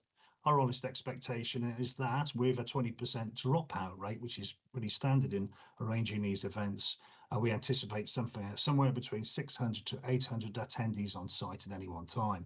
However, we'd like to be aspirational with ticket sales for this event to be a success year on year as the company puts on events around the country, the brand grows, and are going to prepare for this 1,000 attendees at this peak time. Now, as such, all numbers are listed below, assuming high-end sales. We're doing this in order to ensure that we're not caught out if sales do pick up, which usually happens if we're blessed with great weather, leading to a few strong days of ticket sales closer to the event. Now, although there is significant extra camping capacity, we anticipate that only 500 attendees will actually camp, as many will come from the local area on the day. A clear area for campers has been sectioned off. Parking for attendees will be on site and will be partitioned from pedestrian zones using security fencing. Once gates are shut for the day, no attendee vehicle may enter the site. Only artists and emergency and council personnel will be allowed to enter the site after hours via vehicles, or on foot for that matter, thinking. Any attendee exiting the music area has to walk physically through the SIA and steward's tent, and both teams will be instructed to approach everyone exiting the site to ensure they can safely make their own way home. Now, we're employing a large management team of the festival this year, including experienced site manager and event safety coordinator, that's Sam Morgan, who is SIA trained and works for Caerphilly County Borough Council as an events organiser. He's also a qualified project manager and a team leader for Deloitte in Cardiff to help with the overall event management and operations. Sam Southen, who's here, and John Lewis are experienced events operators with more than 6 years experience in the industry. They've worked with senior management in senior management positions as head of operations and head of strategy across more than 10 different festivals each, some as large as 60,000 attendees. including the Inside Out Festival in Cardiff, the Colour Clash Festival in Newport, Brighton Pride, Into the Woods Festival, and many, many more. Alongside experience in festival operation, they are both well-trained club promoters working with companies such as Revolution, Recom UK, and Stonegate across the UK. The pair are well versed in ingress and egress, crowd management, working with licensing and local authorities, and are well respected members of the Cardiff events community. Shay Zvikaris is the bar manager in DPS. He's an experienced bar manager and general manager of Revolution in Cardiff. He has more than 20 years experience in bars and the events industry, so knows exactly how to operate policies such as Challenge 25. Great team leader, very accustomed to working with licensing and local authorities. The site and surrounding properties are owned by Mr. Richard Freeman, who has also provided the land for last year's festival. Now, a comprehensive operating schedule with attendant supporting documents and policies are provided, which cover every eventuality as you would expect from such experienced operators. These have been scrutinised by the Safety Advisory Group of Herefordshire Council and include the following: an event management plan, an emergency procedures plan, an alcohol and drugs plan, a noise management plan, a traffic management plan, a fire risk assessment, and an overarching risk assessment. Now, a temporary event notice has already been given regarding the event, and as it received no counter notice, the event will go ahead anyway, allowing licensable activities until 0400 hours nightly. However, as you know, a temporary event notice gives a maximum capacity of 499 persons. Hence, this application for an occasional premises license of only 2 days duration to permit the numbers anticipated in the proposal that I just read to you just a minute ago. If this premises license is granted, then we will undertake to surrender that pre-existing 10. Thus, the application before you, if you're granted, will limit licensable activities to a terminal hour of midnight on Friday and Saturday nights, with no licensable activities taking place on the Sunday whatsoever. Now, as you'll be aware, each application, of course, must be judged on its own facts and merits. The significant merits of this application is that it's a quality application, correctly conditioned with specific, appropriate, proportionate control measures, and thus minimising any potential or that any licensing objective would be undermined. Now, in this hearing, the burden is on the applicant, i.e. me and Sam, to show that the proposed operation, supported by the proposed operating schedule and emergency management plans, and the numerous other plans served upon you, are capable of promoting the licensing objectives and will not undermine them. That is our job in this hearing. Any representors opposing the application have the burden to show that these premises, trading under the operating schedule before you and all those other raft of documents, will undermine the licensing objectives and demonstrate that with evidence. In our submission, any subcommittee properly advised could only refuse this application if it's found on the evidence of the representatives to be not capable of promoting the licensing objectives. So you may ask yourselves, why did the representatives, aka the objectors, need to produce evidence? Well, the answer is found in para 9.43 of the section 182 guidance of the Licensing Act 2003, which clearly states that, and I quote, the authority's decision must be evidence-based, justified as being appropriate and for the promotion of licensing objectives and proportionate to what is intended to be achieved. Now, significantly, there is no history of disorder, noise complaints, or indeed other recorded noise complaints, I would point out, or indeed other cause for concern evidence involving these premises or this applicant or any other premises or event operated by the applicant before you. Okay, nothing from the responsible authorities, no history of criminality, drugs, abuse, substance abuse, what have you, exposure of children to harm, nothing. So let me walk you through who has, or rather who has not, raised an objection to or a representation against this application. The licensing authority, being the lead, sitting there to your right, being the lead responsible authority for all licensing matters in Herefordshire, has made no representation. The police, being the lead responsible authority and source of expert advice on all crime, disorder and antisocial behaviour issues in Herefordshire, they've made no representation. Trading standards did indeed ask for an additional condition, which we've been happy to accept, so it no longer lies before you. Children's Services, the responsible authority to protect children from harm, public health, who deal with substance misuse, and planning and environmental health, being the experts in noise and pollution and usage and what have you. They are your lead agencies on the public nuisance licensing objective in Herefordshire, and they all raised no objections. Now, this hearing is an evidence-based decision-making process. You, as a committee, cannot be insensible to the fact that not one of the lead or expert responsible authorities in the county has objected to this application or has presented any evidence against it. You can therefore rightly assume that, in the opinion of all the professional and expert responsible authorities for the county, this application does not undermine the licensing objectives. Otherwise, they would be here with evidence to argue vehemently against it, as is their statutory duty. We are left then with the objections from local residents and neighbours. These no doubt come from good people. In summary, they believe that were you to grant this licence, then all sorts of problems would ensue. In a sentence, many of them just want it stopped entirely. However, the issue is more nuanced than that.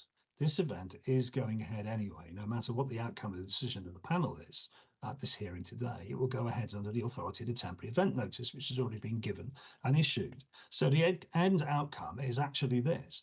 Does the event go ahead under the authority of the 10 with 0 conditions until 4 o'clock, or does it go ahead under the authority of this one-off occasional licence before you, as subject of all those policies, procedures and protocols? Choice is yours and yours alone. Now, I think I should deal with some of the issues mentioned in the representations against the application clearly. These come from 19 local persons and run from pages 83 to 131 in your bundle. A lot of them pose questions about the who, where and how the event will be managed around security, parking, traffic, noise, safety, etc. All these matters are addressed in the event management plans and accompanying documentation served last week to the satisfaction of responsible authorities and the expert Herefordshire Council Safety Advisory Group. You, as a licensing authority, are more than familiar with these concerns voiced today, as you've licensed many such events before and no doubt may on occasion in the future. Nostock and Rock the Barn are good examples of similarly sized events in similarly rural settings. These have been running in some cases for years and have raised 0 footprint with the responsible authorities. To our knowledge, none of the problems anticipated in these representations occur there. So why should they occur at Gemfest? Now, there is one matter, well, there's actually several matters, but we've had this likened to Glastonbury. Right, every year, 2.5 million people apply for tickets to Glastonbury, and Glastonbury has a capacity of 21,000 persons. This is not Glastonbury, it's 1,000 people. So I'm not sure there is that much of a correlation between the two. Okay. There's one matter I particularly want to address you on too. There is some mention in these representations of a serious sexual assault that took place in the past. It was in 2009, that's 15 years ago. For the benefit of complete clarity to the panel, can I just stress that that was 15 years ago and had absolutely nothing to do with this operation, this application, or this applicant. That said, we're not insensitive to the fears and speculations about what might happen. Coming from the local residents before you. I've sat through probably an hour and a half of them. Hence, we've offered the entailed comprehensive range of control measures, and we've offered to reduce the hours with a terminal hour of midnight on both nights, with a maximum capacity of 1,000. So I just need to brief you I need to talk to you very briefly about fear and speculation. And it needs to be read into the record, frankly. The representatives speculate that were you to grant this licence, then they fear there may be problems. Now, there are 2 main reasons why fear and speculation are not admissible in these proceedings. First of all, I've told you about para 9.43, which is section 182 guidance, which clearly states the authority's determination should be evidence-based. Fear and speculation about what might or might not happen in the future between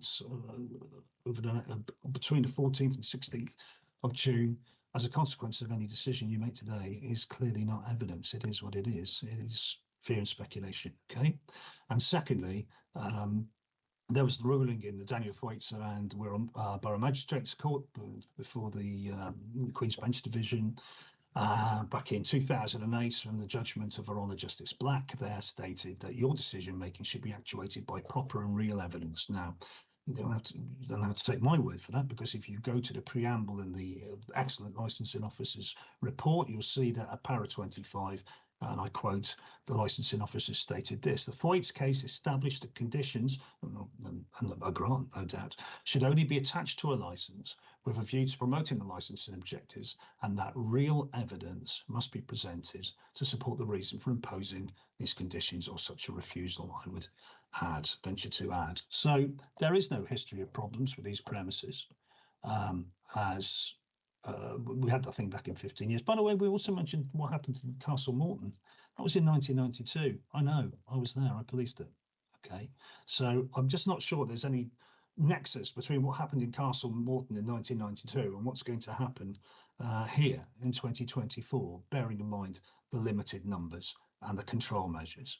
So there's no history of problems with these premises, recorded problems I'm talking about, recorded problems, noise complaints to environmental health and what have you.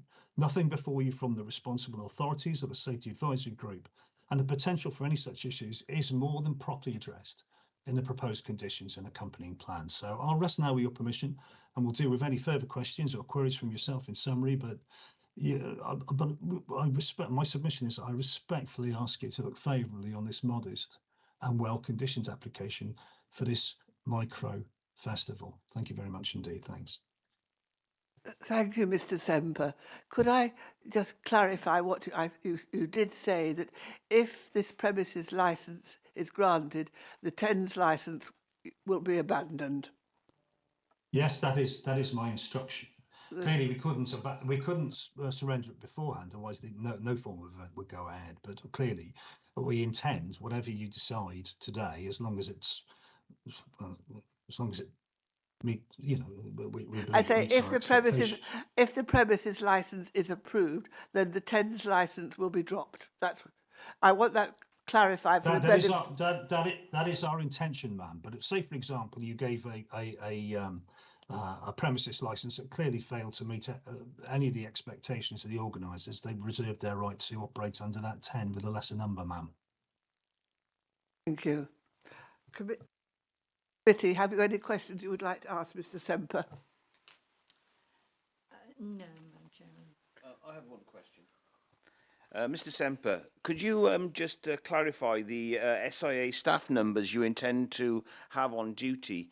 It's just obviously it's a long period of time over the 2 days, and if you only have a limited number of SIA staff members, that could impact on the ability to conduct security. Yes, that's excellent. Well, I'll ask Sam to step in here. We'll be able to read you the exact provisions of his security plans there. But look, this plan, I'd start this by saying this. This plan has already been scrutinised by the police and the Safety Advisory Group for Herefordshire Council, and they believe it is sufficient to address the crime and disorder, those kind of eventualities. Okay, that's the nature of an emergency plan and a security plan. But Sam, I don't know if you can just step in here and read those numbers that have been not signed off, but have been served upon the police and the Safety Advisory Group, please. Thank you. Thanks very much, Nick. Hello, everybody on the meeting. Thank you very much for your time. So with regards to the number of SIA on site, I'm working off a ratio of 1 to 100 plus 2, and those 2 are a supervisor and then an SIA manager, essentially a lead of the troop.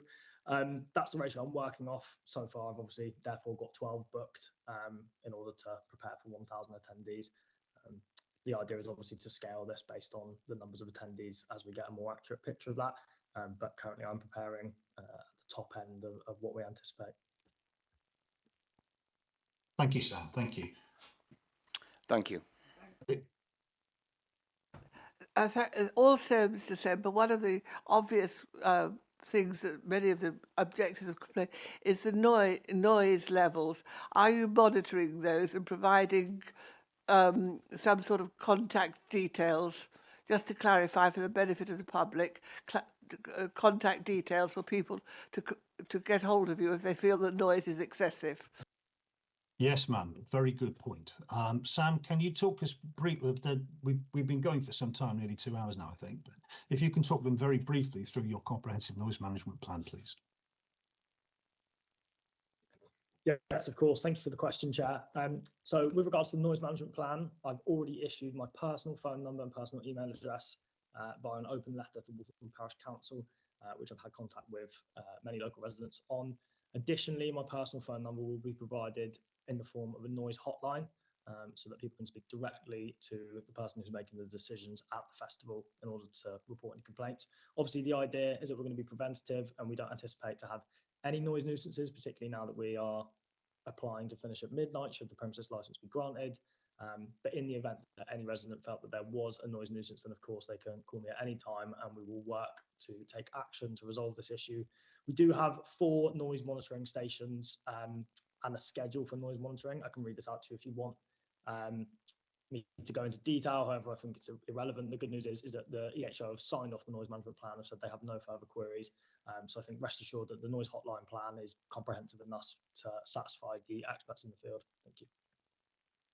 Thank you.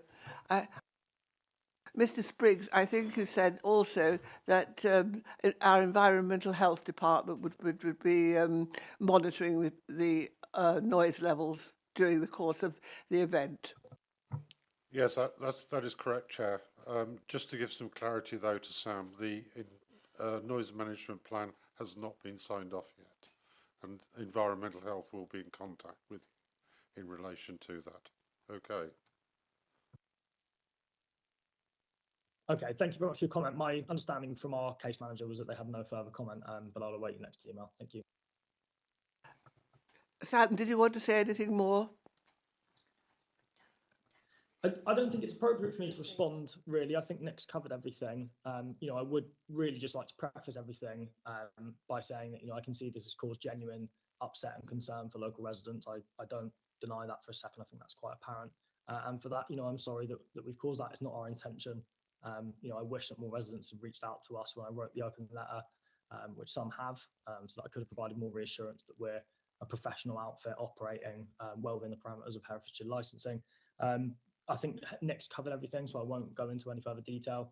But please just know that we're trying to work with you, not against you, and we want to, make this a successful event for everybody. Thank you. Committee, have you any questions you would like to ask? Further questions you would like to ask? Yes, so thank you, Chair. Yes, I would just like to ask, how many first aid timeout areas have you got? So we've got, I would have to go into detail on the medical management plan, if you can just give me a second, but I know that we've got a timeout area with, I would presume 2 or 3 easy ups, with 3 bays, is what I've been quoted by our medical manager. 3? Yes, you said 3. 3. Yeah. Thank you.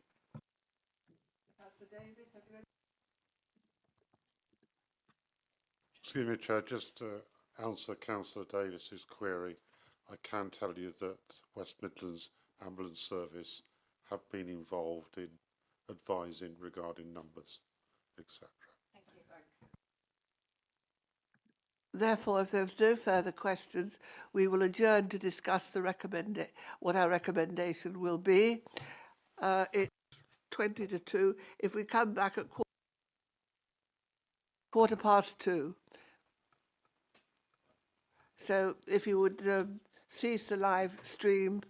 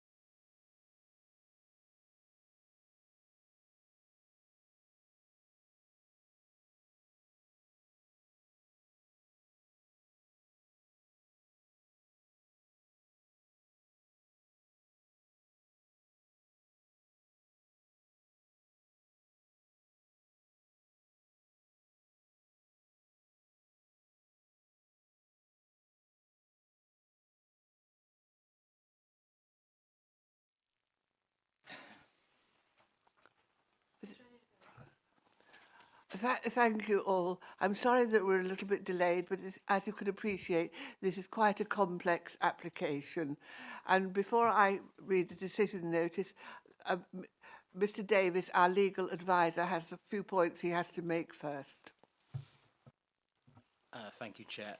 The committee have been reviewing the original premises licence application submitted, and going through that, they note obviously that the times that the event will be open have been changed, but also going through the general conditions that have been applied to the licence, they've noted that the timescales within those paragraphs are no longer really applicable.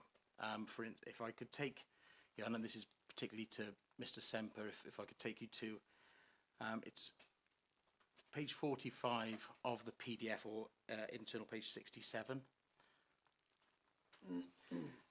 In the third paragraph, the name and contact details of the premises licence holder's deputy will be provided to the safety advisory group, and originally it was no later than 7 days prior to the date of the festival. Bearing in mind the timescales we're looking at the moment, that's been amended to 4 days prior to the festival. If we move down to, the paragraphs aren't numbered, but it's the fifth paragraph. The names and contact details of the personal licence holders will be provided to the safety advisory group, and again that's amended to 4 days as opposed to 7. The following paragraph, the draft event management plan will be produced, and it says originally at least 2 months prior. We'd say 4 days prior. And then later on in that paragraph,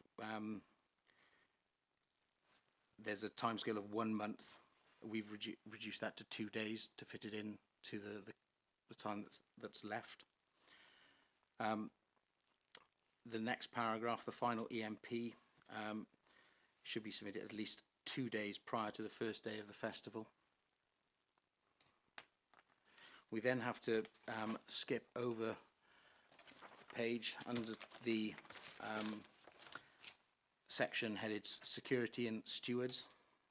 With regards to the written schedule, we'd ask that that's provided at least 4 days prior to the start of the event. And in the final sentence, there's a 14-day time period. We would suggest 2 days. In the next paragraph, a written schedule should be provided at least 4 days to the start of the event.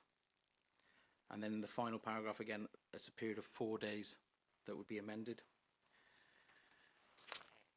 If we go over the page to page 69, the traffic management plan to be drawn up. So can we just revisit that one? I think the last one you said was 4 days. I think you mean 2 days. The West Mercia Police at least 2 days prior to the first day of the festival. We suggested 4 days. Yeah, but you're asking in the second paragraph. You're asking for the written schedule to be provided 4 days before the start of the event, and you're giving the police 4 days to come back on that, I think. Yes, those wouldn't work. Sorry, yes, we can amend that to 2 days, I think, committee. Yes.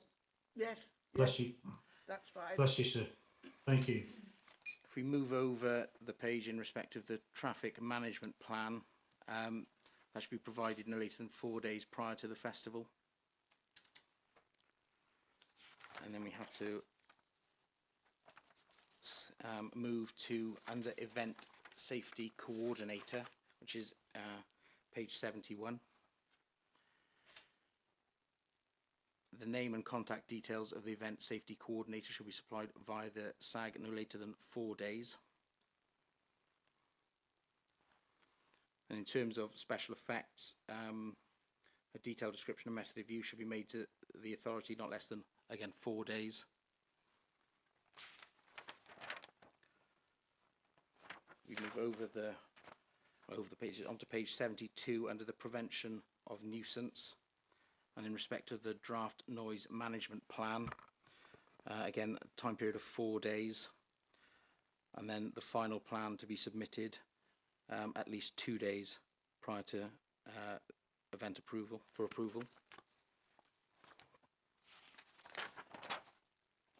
I believe those are the proposed amendments to the conditions in the original premises premises licence application.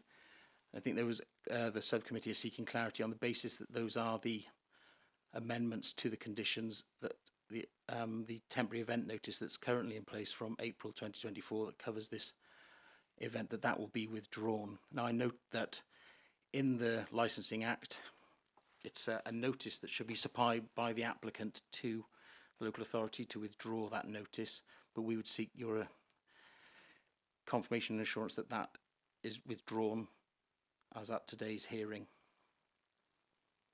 Yeah, that caused me some confusion, and I'll be honest with you, Mr. Davis, I'd appreciate your steer on this. Were we to surrender the 10 and then receive a license, say for example, to make it absurd, that allows alcohol from 11 in the morning till 1 o'clock in the afternoon, then clearly that's we've been significantly disadvantaged by that. That's why we were hoping to hold on to the 10 until we got an outcome from today, this hearing, to make sure that there was something we could work with, sir.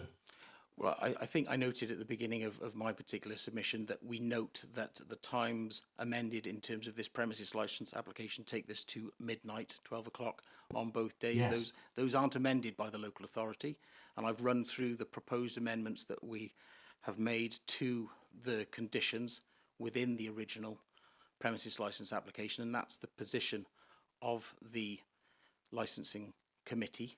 But at the moment there's a conflict, it seems, to the committee between the operation of a 10 that's currently in place for this event and also then potentially a premises licence for this event, which have markedly different operating hours. So the subcommittee are of the view that, subject to the 10 being withdrawn, that the amendments that they've outlined, or I've outlined on their behalf, are the amendments that they would make to the premises licence application.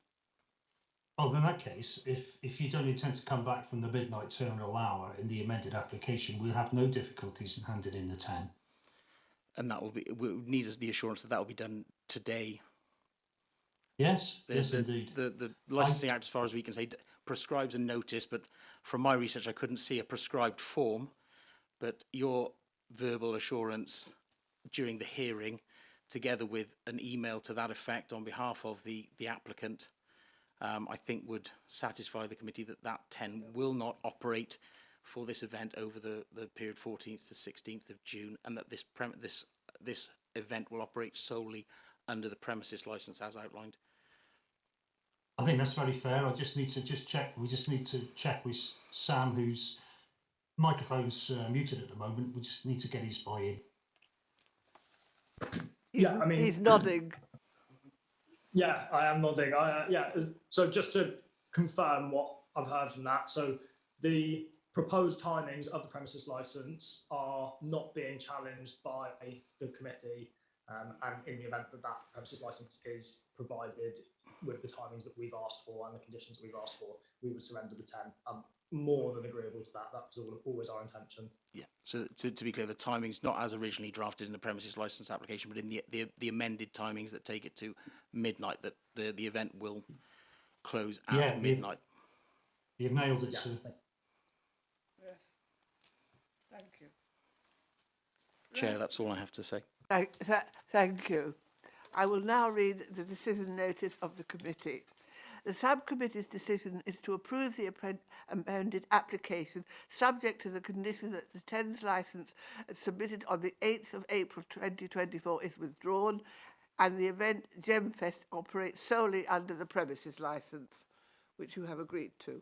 The subcommittee has taken into account the detailed representations and information presented to the hearing and fully recognises the concerns raised by the local residents and the reasons why these representations were made. The subcommittee can only consider those representations that relate to one or more of the licensing objectives. The subcommittee considers that the conditions that have been reviewed at this hearing, overall the application made is comprehensive and will promote the licensing objectives. The committee notes that the Trading Standards Organisation Department have made representation which was accepted by the application. The committee notes that the environmental health officers are looking at this festival and providing advice to the organisers on the noise management plan. The officers are planning to attend the SAG meeting on the 14th, Friday the 14th of June, and are going to carry out environmental noise monitoring during the event.